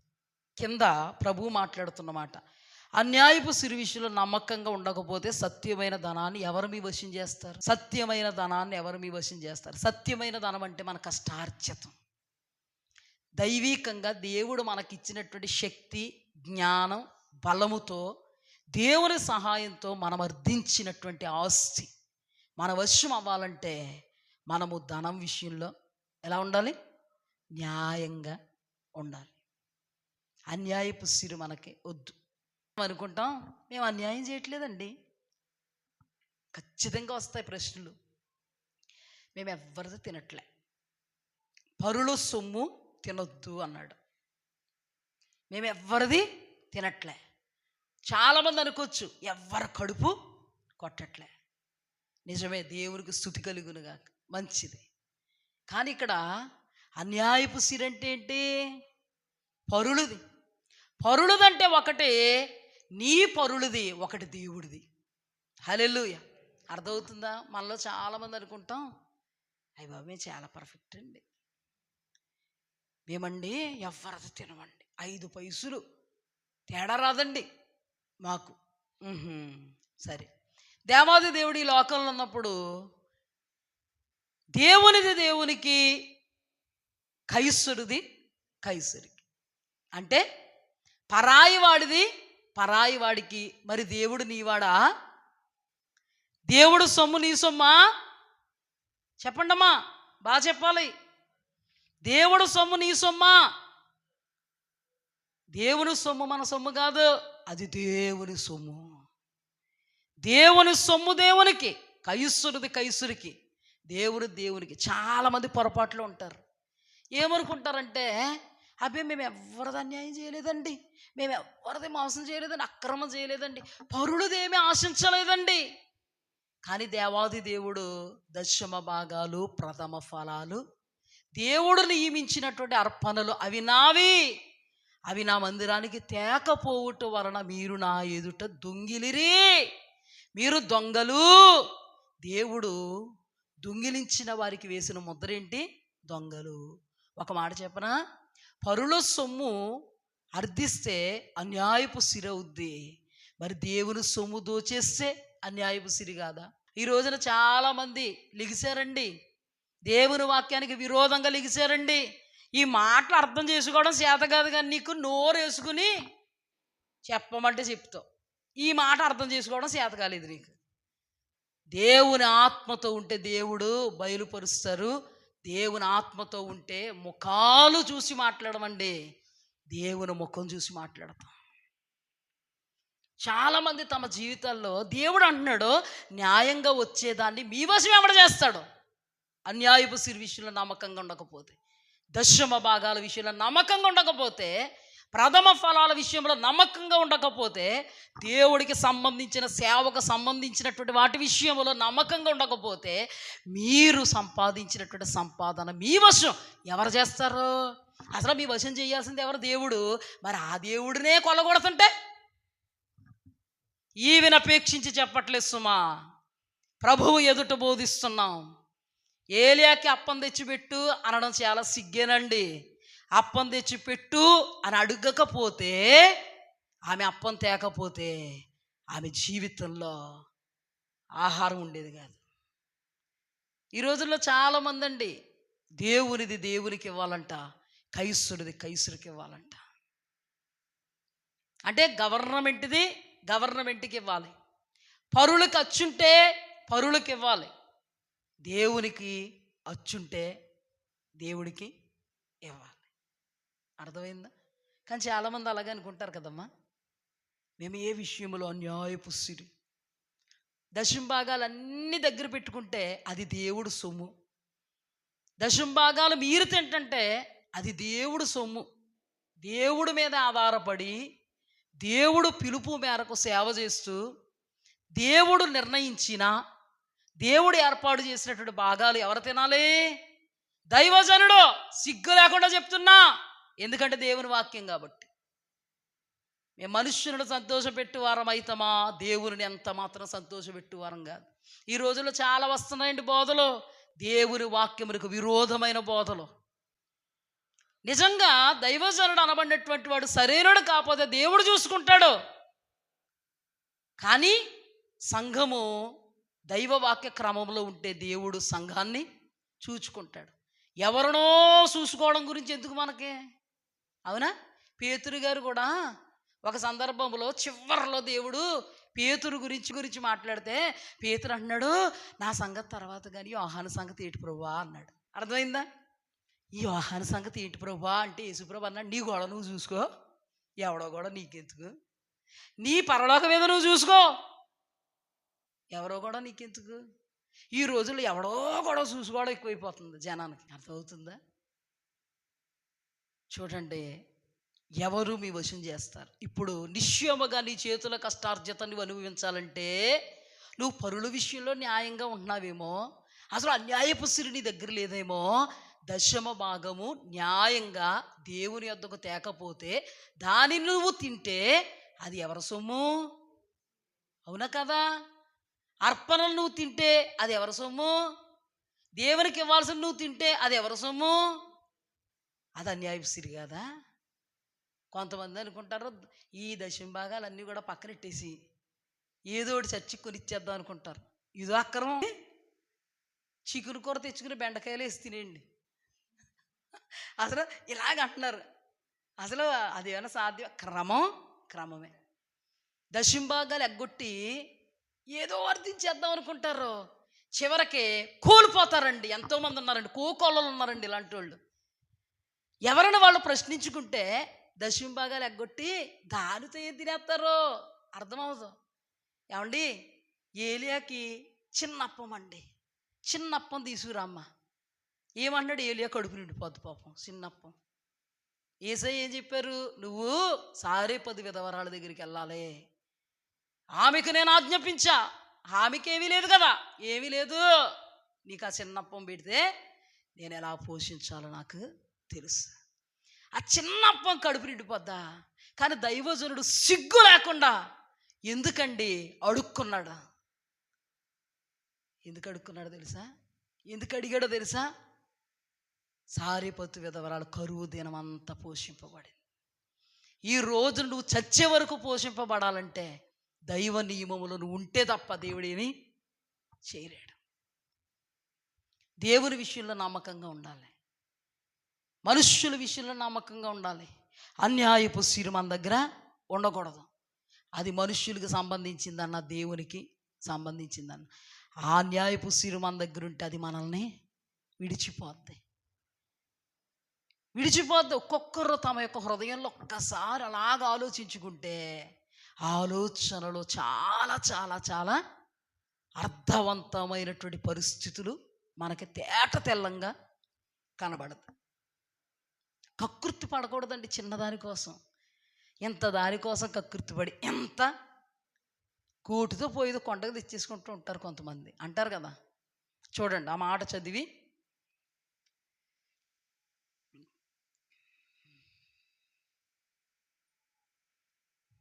16వ అధ్యాయం 11వ. కాబట్టి మీరు అన్యాయపు సిరి విషయంలో నమ్మకంగా ఉండని ఎడల సత్యమైన ధనమును ఎవరు మీ వశము చేయును. ఇప్పుడు సత్యంగా ధనం మన వశం అవ్వాలంటే మనం ఏం చేయాలంట? అన్యాయపు సిరి విషయంలో నమ్మకంగా ఉండాలి. అంటే అన్యాయం చేయకూడదు. అన్యాయంగా మన దగ్గర ఏం చేయకూడదు? దేవుడి సొమ్ముని ఉంచుకోకూడదు. పరుల సొమ్ము విషయంలో నమ్మకంగా ఉండని ఎడల మీ సొంతమైనది మీకు ఎవడిచ్చును? ఇప్పుడు చెప్పండి, ఎవడిస్తాడు సొంతమైన సొమ్ము? నిశ్చయముగా మన చేతుల కష్టార్జితం మనం తినాలంటే ఎవరి వశం ఉంది? నిశ్చయముగా యెహోవా ఆశీర్వాదం ఐశ్వర్యం ఇచ్చినప్పుడు అది మన కష్టార్జితం వల్ల ఎక్కువ కానప్పుడు ఆ కనికరము ఎవరు మన మీద కురిపించాలి? అందుకని మనము దేవుడు చెప్పిన మాటకు నమ్మకంగా ఉండగలగాలి. తర్వాత ఏ సేవకుడు ఇద్దరు యజమానులను సేవించలేడు. ఒకడు వానిని ద్వేషించి ఒకని ప్రేమించును, లేక ఒకని అనుసరించి ఒకని తృణీకరించును. మీరు దేవుని సిరిని సేవింపలేరు. ఈ మాట ధ్యానం చేద్దాం. దేవుని సిరిని సేవింపలేరు. ఇప్పుడు ప్రాక్టికల్గానే మీతో మాట్లాడతాను నేను. ప్రాక్టికల్గా ఇక్కడ దేవుని సిరిని మనము సేవించలేము. అంటే దేవునికి దాసులుగా ఉండాలి, సిరికి దాసులుగా ఉండాలి. ఈ సిరి ఏ సిరి? అన్యాయపు సిరి. అన్యాయం అంటేనే ఎవరికి సంబంధించింది? న్యాయం అంటే ఎవరికి సంబంధించింది? న్యాయము దేవుడైతే అన్యాయం ఎవరు? ఇప్పుడు చూడండి, మనం క్రైస్తవులు, మనకు ఒక పరిధి ఉంది, మనకు ఒక నిబంధన ఉంది, మనకు ఒక పద్ధతి ఉంది. ఇప్పుడు మనము దేవుణ్ణి స్నేహిస్తున్నాము, ప్రేమిస్తున్నాము, ఆరాధిస్తున్నాము, దేవుని మందిరంలోకి వచ్చాము, అర్పణలు ఇస్తున్నాము, అన్నీ చేస్తున్నాము అని మన అన్యాయపు సిరి లేదా అన్యాయపు సంపద లేదా అన్యాయం లేదా మోసం లేదా అక్రమములో ఉన్నామంటే దేవుడు మనల్ని అంగీకరిస్తాడా? ఆటోమేటిక్గా మనం అప్పుడు ఎవరికి దాసులమయ్యాం? సత్యానికి దాసులం అవలే, అసత్యానికి దాసులమయ్యాం. లేదండి యేసు ప్రభువా మీకు కూడా దాసులమై ఉంటామండి, మమ్మల్ని కూడా చేర్చుకోండి అన్నామనుకో, గెట్ అవుట్ అంటారనరా దేవుడు? అంటారనరా? ఇప్పుడు చెప్పండి, దేవుని వాక్యములకు విరోధంగా మనం బ్రతికి దేవుడు బిడ్డలాగా అవుతామా? మనుష్యుల చేతి పని కాక దేవాది దేవుడే నిర్మాణము చేసినటువంటి ఆ నిత్య నివాసంలోనికి వెళ్ళగలుగుతామా? వెళ్ళలేం.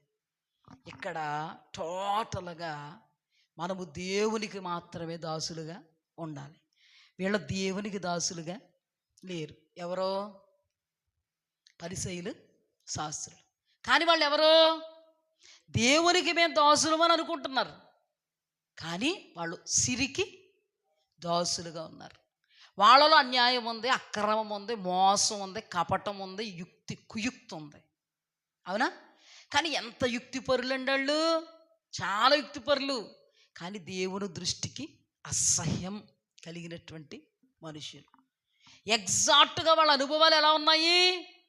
మీరు అన్యాయం వలన మనుష్యులు సంపాదించుకుంటున్నారు, ఆ మనుష్యులు ఇస్తారు మీకు పరలోకం అన్నాడు దేవుడు. దాని అర్థం అంతే కదా? బాగా అర్థమైంది కదా? మరలా ఇంకోసారి గుర్తు చేస్తున్నాను మీకు. ఓటుకు నోటు. ఏమండి? ఓటుకు నోటు. నిజమైనటువంటి దైవజనులు ఏమంటారా? ఓటుకు నోటు తీసుకున్నారు, తీసుకోండి, ఆ ఓటుకు నోటు మీకు జీవితంలో పరలోకం ఇస్తుంది. ఎటకారంగా మాట్లాడినట్టే కదా ఇది. ఇప్పుడు యేసుప్రభు ఎగ్జాక్ట్గా ఏమని మాట్లాడారు? అన్యాయపు సిరి సంపాదించుకోండి, దానివల్ల మనుష్యులు సంపాదించుకోండి, వాళ్ళు మీకు నిత్య నివాసం ఇస్తారో. ఇది జరిగిన సందర్భం. ఎప్పుడు కూడా దేవుడు సత్యమండి, ఎప్పుడు కూడా దేవుడు నీతండి, ఎప్పుడు కూడా దేవుడు యథార్థత, ఎప్పుడు కూడా పరిశుద్ధత లోపించదు. నన్ను ఆరాధించు అని ఆత్మతో సత్యముతో ఆరాధించాలి. నేను పరిశుద్ధుడనే ఉన్నలాగున మీరు పరిశుద్ధంగా ఉండండి. ఈ మాట ఎవరి కోసం మాట్లాడారు దేవుడు? పరిసయ్యులు, శాస్త్రులు. ఈరోజు నీ మాట ఎవరి కోసం మాట్లాడుతున్నారు దేవుడు? పరిసయ్యులు, శాస్త్రులు వంటి దౌర్భాగ్య దిక్కుమాలిని దిగంబరత్వపు అనుభవాలతో ఉన్న వారితో మాట్లాడుతున్నారు. ఎగ్జాక్ట్గా ఇటువంటి అనుభవంలో ఉన్నవారు ఎక్కడికి వెళ్ళరు? పరలోకం వెళ్ళరు. నిజంగా యథార్థంగా మనము చేసినది మన సొత్తు మనం అనుభవించాలంటే దేవుడు చెప్పినట్టుగా మనం ఒక కోణంలో దేవుడు చెప్పినట్టుగా మనం జీవించాలి. పరిసయ్యుల వలె, శాస్త్రుల వలె మనం జీవించకూడదు. ఈ రోజున చాలామంది అండి పరిసయ్యుల వలె, శాస్త్రుల వలె అన్యాయపు సొమ్మును అర్థిస్తూ, నిజంగా విధవరాండ్ల ఎండ్లను మింగినట్టుగా, నిజంగా అన్యాయంగా, అక్రమంగా, మోసంగా అర్థిస్తూ, ఎంతో మందికి పంచిపెడుతూ ఘనమైనటువంటి పేరు ప్రఖ్యాతలు సంపాదించుకున్న వాళ్ళు ఈ రోజుల్లో ఎంతోమంది ఉన్నారు. వాళ్ళందరూ మనుషుల దృష్టికి గనులు, కానీ దేవుని దృష్టికి ఘనహీనులు. ధనవంతుడు చచ్చిపోతేనండి మేళాలండి, తాళాలండి, సుగంధ పరిమళాలండి, రకరకాల కాస్ట్లీ పువ్వులండి, జనాలండి, డప్పులండి, ఏడుపులండి. దరిద్రుడు చచ్చిపోతే ఒక్కడ కూడా లేడు. పంచభక్ష పరమన్నాలు తిన్నాడు, మంచి పేరు ప్రఖ్యాతులతో జీవించాడు, సన్నపు నార వస్త్రాలు, ఓదారంగు వస్త్రాలు, జనాల మధ్యలో జై కొట్టేవాళ్ళు ఎంతమంది ఉన్నారు? జనాల మధ్యలో ధనవంతుడు, చాలా ఘనుడు, గొప్పోడు, శ్రీమంతుడు. అప్పుకి వెళ్ళాలంటే ఇటు చుట్టూ తిరిగి వాళ్ళు ఎంతోమంది ఉన్నారు. రాజకీయ నాయకులు తిరుగుతున్నారు. ఘన స్థితిలో ఉన్నాడు. కార్లు ఉన్నాయి, మేళ్ళు ఉన్నాయి, బంగళాలు ఉన్నాయి, బంగారం ఉంది, వజ్ర వైడూర్యాలు ఉన్నాయి, రత్నరాసులు ఉన్నాయి. జనాలు ఎలా చూస్తున్నారు, కానీ దేవుడు ఎలా చూస్తున్నాడు? దిగంబరి. మనుషులు సంపాదించుకున్నావు, దేవుణ్ణి సంపాదించుకోలేకపోయావు. కానీ దరిద్రుడండి, ఏమీ లేని పరిస్థితుల్లో, ఒంటి మీద బట్ట లేదండి, దేహమంతా కురుపులండి, కుక్కలు వచ్చి నాకుతున్నాయి, పెంట మీద ముక్కలతో యథార్థంగా బ్రతుకుతున్నాడు దేవుని కోసం. దేవుణ్ణి చూసుకుంటూ బ్రతుకుతున్నాడు, దేవుణ్ణి స్తుతించుకుంటూ బ్రతుకుతున్నాడు. ఈ భూలోకంలో జనాలను సంపాదించుకున్నాడు అతను, ఒక్క మనిషిని కూడా సంపాదించుకోలేదండి దరిద్రుడు. ఆఖరికి నానబడిన వాళ్ళే తోసేశారండి దరిద్రుడిని, కానీ దేవుణ్ణి సంపాదించుకున్నాడండి దరిద్రుడు. ధనవంతుడు దేవుణ్ణి త్రోసేశాడు. అందరి దృష్టిలో గనుడేమో, దేవుని దృష్టిలో గనుడు దరిద్రుడు. అందుకే అక్కడ రాయబడింది, మనుష్యుల్లో ఘనమైనది నా దృష్టికి ఘనహీనం, అసహ్యం. ధనవంతుడికి సాదృశ్యంగా ఉన్నారు పరిసయ్యులు, శాస్త్రులు. ఈ రోజున ధనవంతుడికి సాదృశ్యంగా ఏ విశ్వాసి ఉన్నా కూడా పాతాళంలో యాతన పడడం తప్ప పరలోక రాజ్యం ఉండదు. దరిద్రుడు ఏమీ లేకపోయినా దేవుడు సంపాదించుకున్నాడు కాబట్టి చనిపోయిన తర్వాత అబ్రహాము రొమ్ముకి వెళ్ళిపోయాడండి. ఈ ఉపమానం అంతా దేవుడు పరిసయ్యుల గురించి, శాస్త్రుల గురించి ఈ దినం ధ్యానం చేస్తున్నాం. ఈ అనుభవాల్లో ఎవరైతే ఉన్నారో వాళ్ళ గురించి దేవుడు నొక్కి ఒక్కడించి మాట్లాడుతున్నటువంటి మాట ఇప్పుడు అందరికీ బాగా అర్థమైంది. ఎవరు కూడా జ్ఞానంలో ఉండొద్దు. ఇదేదో బాగుంది కదా, అన్యాయపు సిరి, మనకు అనుకూలంగా ఉన్న సిరిని మనం జాగ్రత్త పెట్టుకుందాం. దేవుడే అన్నాడు మనుషులను సంపాదించుకోమన్నాడు. అక్రమంగా ఉండకూడదు. మనకొక క్రమాన్ని దేవుడిచ్చాడండి, మనకొక పరిధిని దేవుడిచ్చాడు, మనకొక మార్గాన్ని దేవుడిచ్చాడు. అది ఎన్నటికీ మారదు. ఈ తూలిక రాళ్ళు మారనివి, ఈ త్రాసు మారనిదే. ఈ త్రాసుకు అనుకూలంగా ఉంటే పరలోకం వెళ్తావు, ఈ త్రాసుకి నువ్వు ప్రతికూలమైపోతే ఈ త్రాసులో నువ్వు తేలిపోతావు, పరలోకం వెళ్ళలేవు. అందుకే దేవుడు ఈ మాటను ఇక్కడ బయలుపరిచాడు. అన్యాయస్తులుగా మనం ఉండకూడదు. యజమానుడు, దేవుని వాక్యంలో రాయబడింది, యజమానుడికి గృహ నిర్వాహకత్వం పని చేయువాడు నమ్మకంగా ఉండాలి. హల్లెలూయా. కొంచెములో నమ్మకంగా ఉన్నవాడు ఎక్కువలో కూడా నమ్మకంగా ఉంటాడంట. హల్లెలూయా. ఈ అన్యాయస్తుడు కొంచెంలో నమ్మకంగా లేడు, ఆ తర్వాత ఎక్కువలో పెట్టినా కూడా నమ్మకంగా లేడు. మనం కొంచెంలో నమ్మకంగా ఉంటే ఏమవుతాం? ఎక్కువలో నమ్మకంగా ఉండగలుగుతాం. కొంచెంలో నమ్మకంగా ఉంటే ఏమవుతామో తెలుసా? ఎక్కువలో పెడతాడు మనల్ని. హల్లెలూయా.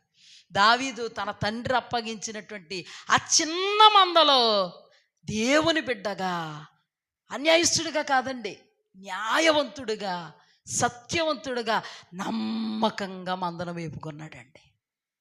చూచిన దేవుడు దావీదు చిన్న మంద విషయంలో నమ్మకంగా ఉన్నాడు, దావీదుకు పెద్ద మంద అప్పగించాలి అంటే ఇశ్రాయేలీల జనాంగం అంతటిని కూడా రాజుగా దావీదు చేతుల్లో పెట్టాడు.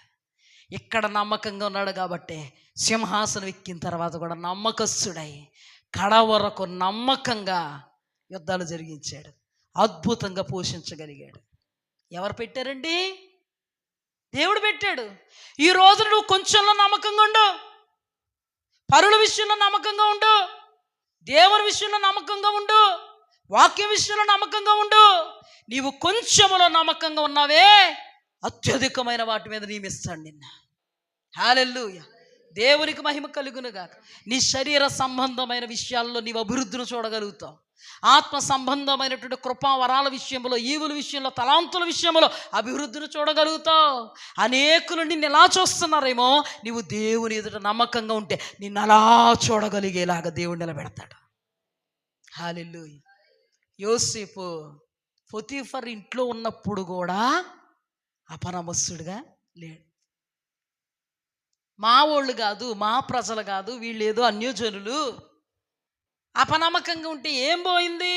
దేవుడు ఏం చూసొచ్చాడా అనుకోలే. నాకొక త్రాసు ఉంది, నాకొక తూనిక రాయి ఉంది, నాకొక పరిధి ఉంది, నాకు కట్టడం ఉంది. అందుకేనండి అతడు కొంచెంలో నమ్మకంగా ఉండడం చూసి దేవుడు ఐగుప్తు దేశం అంతటిని చేతుల్లో పెట్టాడు. హల్లెలూయా. దేవునికి మహిమ కలుగును. అంతేకాదండి, అతను అడుగు పెడితే ఆశీర్వాదం వచ్చింది. ఈ రోజున నువ్వు దేవునికి, దేవుని వాక్యానికి అనుకూలంగా ఉన్నావా? నువ్వు అడుగు పెడితే అడుగు పెట్టిన ప్రతి స్థలాన్ని ఆశీర్వదిస్తాడు, పట్టిన దాన్ని ఆశీర్వదిస్తాడు. నువ్వు ఏది చేయాలనుకుంటున్నావో అది దేవుడే సహాయపడి ఉన్నతంగా నిన్ను విజయోత్సవంతో నిలబెడతాడు. దేవుడి వాక్యానికి విరోధంగా, దేవుడు త్రాసుకు విరోధంగా, పరిధికి విరోధంగా, రాయికి విరోధంగా నువ్వు ఏమి చేసినను నీ వలన కాదు.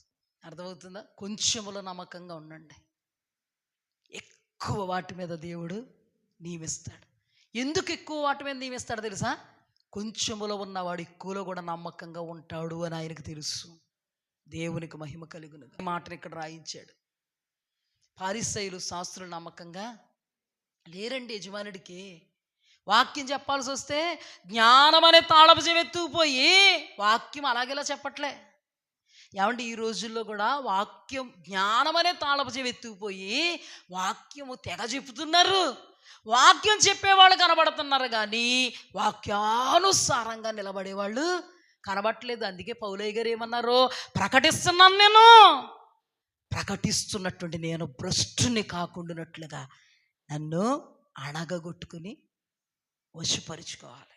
శాస్త్రులు, పరిసయ్యులు మాత్రం అగ్రపీఠాల మీద, మోషే అగ్రపీఠాల మీద కూర్చుని ఏం చేస్తారంట?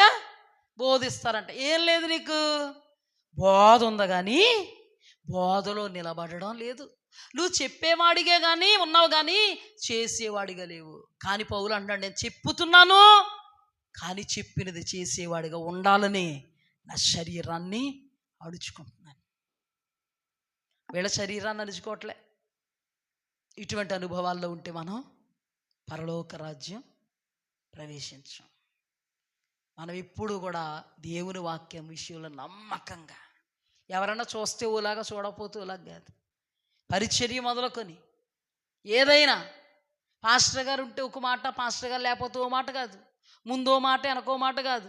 అసలు నిన్ను ఆశీర్వదించాల్సింది, దీవించాల్సింది, నీకు ఫలం ఇవ్వాల్సింది పాస్టర్ గారు కాదు. ఆయన మాలాగే ఎదురుగుండా మాట్లాడితేనేండండి, హృదయములో తలంపు పుట్టక మునిపి ఆయన ఏం చేస్తారు? మనము దేవుని బిడ్డలం, దేవుని వాక్య పరిధిలో ఉండాల్సినటువంటి వారం. ఎటువంటి పరిస్థితులు వచ్చినా దేవుని మాటను నెరవేర్చి చూపాల్సినటువంటి వారం. అప్పుడే దేవుడు మన జీవితాల్లో తీయత్వమైనటువంటి కార్యాలు జరిగిస్తాడు. ఎప్పుడు కూడా మనం దేవునికి అపనమ్మకస్తులుగా ఉండకూడదు, అన్యాయస్తులుగా ఉండకూడదు, అక్రమకారులుగా ఉండకూడదు, మోసయుక్తంగా ఉండకూడదు. మనము దేవునికి ఎప్పుడు విధేయులుగా ఉండగలగాలి, లోబడగలగాలి. దేవునికి మహిమ కలుగునుగా. చూడండి చివరగా 15 నుండి చూడండమ్మా. ఆయన, మీరు మనుష్యులు ఎదుట నీతిమంతులను అనిపించుకుని వారు కానీ దేవుడు మీ హృదయాలను ఎరుగును. మనుష్యుల్లో ఘనంగా ఎంచబడినది దేవుని దృష్టికి అసహ్యం. యోహాను కాలం వరకు ధర్మశాస్త్రమును ప్రవక్తలు ఉండిరి. అప్పటి నుండి దేవుని రాజ్య సువార్త ప్రకటింపబడుచున్నది. ప్రతివాడు ఆ రాజ్యంలో బలవంతంగా చొరబడుచున్నాడు. మీరు మాత్రం చొరబడట్లేదని అర్థం. ఎవరో మీరేంటి భయం వేసింది మీకే? పరిసయ్యులు శాస్త్రుల గురించి. మనం కూడా అటువంటి అనుభవాల్లో ఉంటే గాలికి వదిలేస్తే వాక్యాన్ని. ఇందాక మీకు ఒక ఉదాహరణ చెప్పాను. ఏమి చూడవెళ్ళుతిరి రిల్లునా? గాలికి ఎగురుతున్న రిల్లునా? ఏమి చూడవెళ్ళుతిరి? రాజగృహంలో ఉన్నటువంటి వస్త్రాలు ధరించుకున్న వారినా? ఓదారంగు వస్త్రాలు, రాజవస్త్రాలు, సన్నపునారు వస్త్రాలు ధరించుకున్న వాళ్ళు రాజగృహాల్లో ఉంటారు. మరేం చూడవెళ్ళుతిరి అని తిట్టాడు దేవుడు. ఎందుకు? అక్కడ అంత వాక్యం చెప్పినా కూడా శాస్త్రులు పరిసయ్యులు బాప్తిస్మిచ్చి యోహాన్ని ఏం చేయలే? అంగీకరించలే. ఇంకా చాలా సందర్భాల్లో రాజ్య సంబంధులేమో వెలపడి ఉంటారు. వేశ్యలు అనబడిన వాళ్ళు పరలోక రాజ్యంలో ఇప్పుడు ప్రవేశించేశారు. అంటే వీళ్ళకి ఇంత హితబాధ ఏం చేస్తున్నారు దేవుడు? అప్పటి నుండి రాజ్య సువార్త ప్రకటింపబడుతుంటే బలాత్కారంగా పట్టబడి పరలోక రాజ్యానికి వెళ్ళిపోతున్నారు, వాక్యం ద్వారా పట్టబడి. కానీ మీరు మాత్రం పరలోకానికి అర్హులు కాదని. చివరగా 15, తన భార్యను విడనాడి మరి ఒకతను వివాహం చేసుకుని ప్రతివాడు వ్యభిచరించుచున్నాడు. భర్తను విడిచిన దాన్ని వివాహం చేసుకుని వాడు వ్యభిచరించుచున్నాడు. అంటే అర్థం ఏంటి? దేవుడు సిరికి దేవునికి దాసులుగా ఉండలే. అంటే దేవునికి దెయ్యానికి దాసులుగా ఉండలే. అలాగే భార్య భర్తలో ఒక నిబంధనలో ఉండాల్సినారు. నిబంధన మీరినోడు అక్రమం చేయవాడు, నిబంధన మీరినోడు వ్యభిచారి. వ్యభిచారులు పరలోక రాజ్యంలో ప్రవేశించరు. అందుకే దేవుడు వ్యభిచారులైన చెడ్డతరమా అన్నాడు. ఎవరినే? అంటే వీళ్ళ పరిస్థితిని ఇక్కడ వివరిస్తున్నాడు. మీరు ఎలాగున్నారంటే వ్యభిచారులాగా, అది దాని అర్థం. అంతకంటే ఏమీ లేదు ఇక్కడ. వ్యభిచారులు పరలోక రాజ్యంలో ప్రవేశించరు. ప్రత్యక్ష వ్యభిచారమైన, పరోక్ష వ్యభిచారమైన సిరికి లేదా సైతానుగడికి దాసులుగా ఉంటే పరలోకంలో ప్రవేశించరు.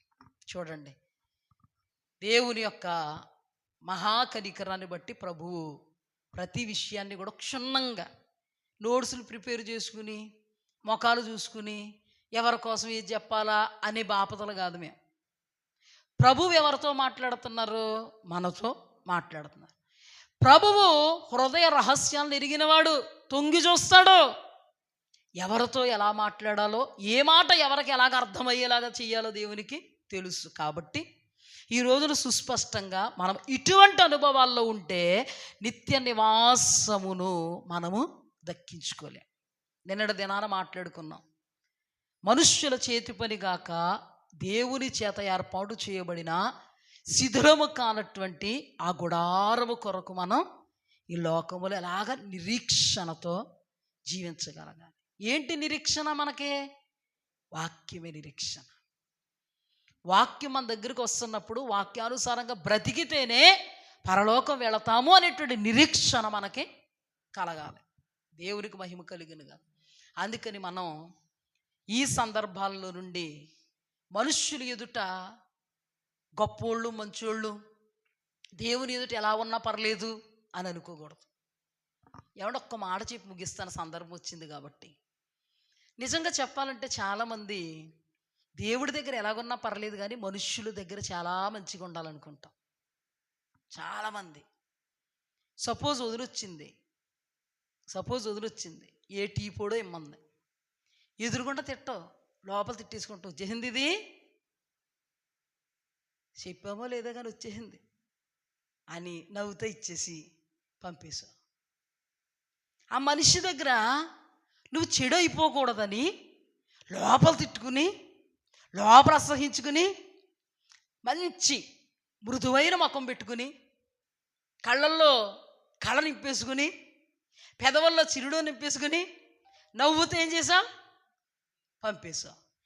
మనిషి దగ్గర బయటపడలేదు, దేవుడి దగ్గర ఏమయ్యా? ఈ విషయంలో చాలా జాగ్రత్తగా ఉండకపోతే భ్రమలో ఉంటారు. జాగ్రత్త. పైకో మాట లోపలో మాట, పైకోలాగా లోపలలాగా. నువ్వు నిజంగా దేవుని దృష్టిస్తున్నట్లయితే, నువ్వు నిజంగా దేవుని ఎదుట యథార్థంగా ఉండాలనుకుంటే నువ్వేమనుకోవాలి తెలుసా? లోపల అనుకుంటే దేవుడు చూస్తాడు. టీ పొడి ఇవ్వడం తప్పదు. నేనే మాట్లాడాను కదా వదినా, ఏదైనా కావాలితే రా అన్నదాను నువ్వే కదా, అందుకే నువ్వు చాలా ప్రేమించేస్తావని ఆవిడ వచ్చింది కదా. ఈ విషయంలో నువ్వు దేవుని ఎదుట అపార్థం కాకుండా ఉండాలంటే నువ్వు మనిషి దగ్గర కూడా నిన్ను నువ్వు చంపుకుని ఉండాలి. ఇది చాలా పోరాటంతో కూడుకున్నదండి. అందుకే దేవుని వాక్యంలో శిథిలమై కానీ ఆ గుడారం సంపాదించుకోవడం ఆషామాషి విషయమేమి కాదు. అందుకని దేవుడికి భయపడుతున్నటువంటి వారమే ప్రతి విషయంలో మనము దేవుని ఎదుట యథార్థంగా ఉంటే మంచి సాక్ష్యాన్ని మనం దేవుని ఎదుట సంపాదించుకోగలం. అప్పుడు దేవుడు మనకి అద్భుతమైనటువంటి స్థానాన్ని పరలోక రాజ్యంలో ఇస్తాడు. క్రైస్తవ జీవితం అంటే వేషధారణ కాదండి. క్రైస్తవ జీవితం అంటే పైకోలాగా లోపలలా కాదండి. క్రైస్తవ జీవితం అంటే మనుష్యుని ఎదుట మంచిగా వెనకాల చెడ్డగా ఉండడం కాదండి. ఆ మనుష్యుల గురించి మాట్లాడుకుంటూ ఉంటాం, మనుషులు చిన్నోడు సెటరేట్ అయిపోయి రండి అంటాం. ఇలాంటివే కానీ మన పిల్లలు మనల్ని గమనించారనుకో, మన పిల్లల దృష్టికి మనం ఏమైపోతాం? నీచమైపోతాం. కానీ దేవుడు నీకు ఫలం ఇచ్చేవాడు, మరి దేవుని ఎదుట ఎంత నీచమైపోవు? ఇలాంటి చిన్ని కూడా పట్టించుకుంటాడా దేవుడు అంటే? పట్టించుకుంటాడు. ఎందుకంటే మన దేవుడు పరిశుద్ధుడు. పరలోక రాజ్యంలో పరిశుద్ధులు మాత్రమే ప్రవేశపెట్టబడతారు. అపవిత్రత అంటుకున్నటువంటి కెరూబుని పరలోక రాజ్యంలో త్రోసేస్తున్నాడు దేవుడు. మనలో అపవిత్ర పెట్టుకుంటే రామ్మా నేను తీసుకెళ్తాను పరలోకం అంటాడా? పరలోకం చేరడం ఆషామాషి విషయం కాదండి. పరలోకం చేరాలంటే ఈ వాక్య విషయంలో నీకు నిరీక్షణ ఉండాలి. ఈ వాక్య విషయంలో నీకు నిరీక్షణ కలగాలంటే వాక్యం దగ్గరికి రావాలి. వాక్యాన్ని వెతుక్కుంటూ రావాలి. వాక్యాన్ని శ్రద్ధగా వినాలి. విన్న వాక్యాన్ని అప్పటికప్పుడే అమలుపరుచుకోవాలి. నీకు ఒంట్లో బాగోలేనప్పుడు డాక్టర్ దగ్గరికి వెళ్ళిన తర్వాత ట్యాబ్లెట్లు ఇచ్చాక 10 రోజుల తర్వాత తీసుకుంటానండి ట్యాబ్లెట్ వేసుకుని చూడండి. 10 రోజుల తర్వాత, ఈ 10 రోజులకి ఇంకా మూలిగేస్తాం, ఇంకా పెద్ద డాక్టర్ దగ్గరికి వెళ్ళాలి, ఆపరేషన్ చేసేస్తాను అంటాడు. అర్థమైందా? పరమ వైద్యుడు వాక్యమే నీ పాప రోగానికి, నీ బలహీనతనబడే రోగానికి, నీ భ్రమానబడే రోగానికి తెలియని విషయాలను తెలియజేసేటువంటి ట్యాబ్లెట్. ఎప్పుడు నీకు ట్యాబ్లెట్ ఇవ్వబడుతుంది అప్పుడు వేసేసుకో, బాగుపడిపోతావు. ఎప్పుడైతే వేసేసుకున్నప్పుడు పని చేయడం స్టార్ట్ చేద్ది, ఆ పని నీలో క్రియ జరిగిస్తుంది. రోజు రోజుకి ఆత్మ సంబంధమైన ఆరోగ్యవంతమైనటువంటి అనుభవంలో నిలబడగలుగుతావు. లేకపోతే ఏమైతావు? 10 రోజుల తర్వాత తీసుకుందాం అనుకుంటా. కాదండి, దేవుని వాక్యం ఎప్పుడు మన దగ్గరికి వస్తుందో అప్పుడే మనం ఏం చేయాలి? తీసేసుకోవాలి. ఈరోజు దేవుడు నాతో ఏం మాట్లాడతారు? ఆయన గోడలతో మాట్లాడరండి, గడ్డిబేట్లతో అసలు మాట్లాడరు, పక్కన ఉన్నాయని మనుష్యులతో మాట్లాడతారు. పరలోకం కూడా గోళ్ళకి ఇవ్వడు కదా, గడ్డిబేట్లకి ఇస్తాడా? ఎవరికి ఇస్తారు? అందుకని మనుష్యులుగా మనతోటి మాట్లాడతారు. అంటే నేను ఎందుకు అంటున్నానంటే, కొంతమంది ఎదురవుతా, కొంతమంది పక్కోళ్ళకి, కొంతమంది ఎదురింటోళ్ళకి అనుకుంటారు కదా, మనతోనే మాట్లాడతాడు.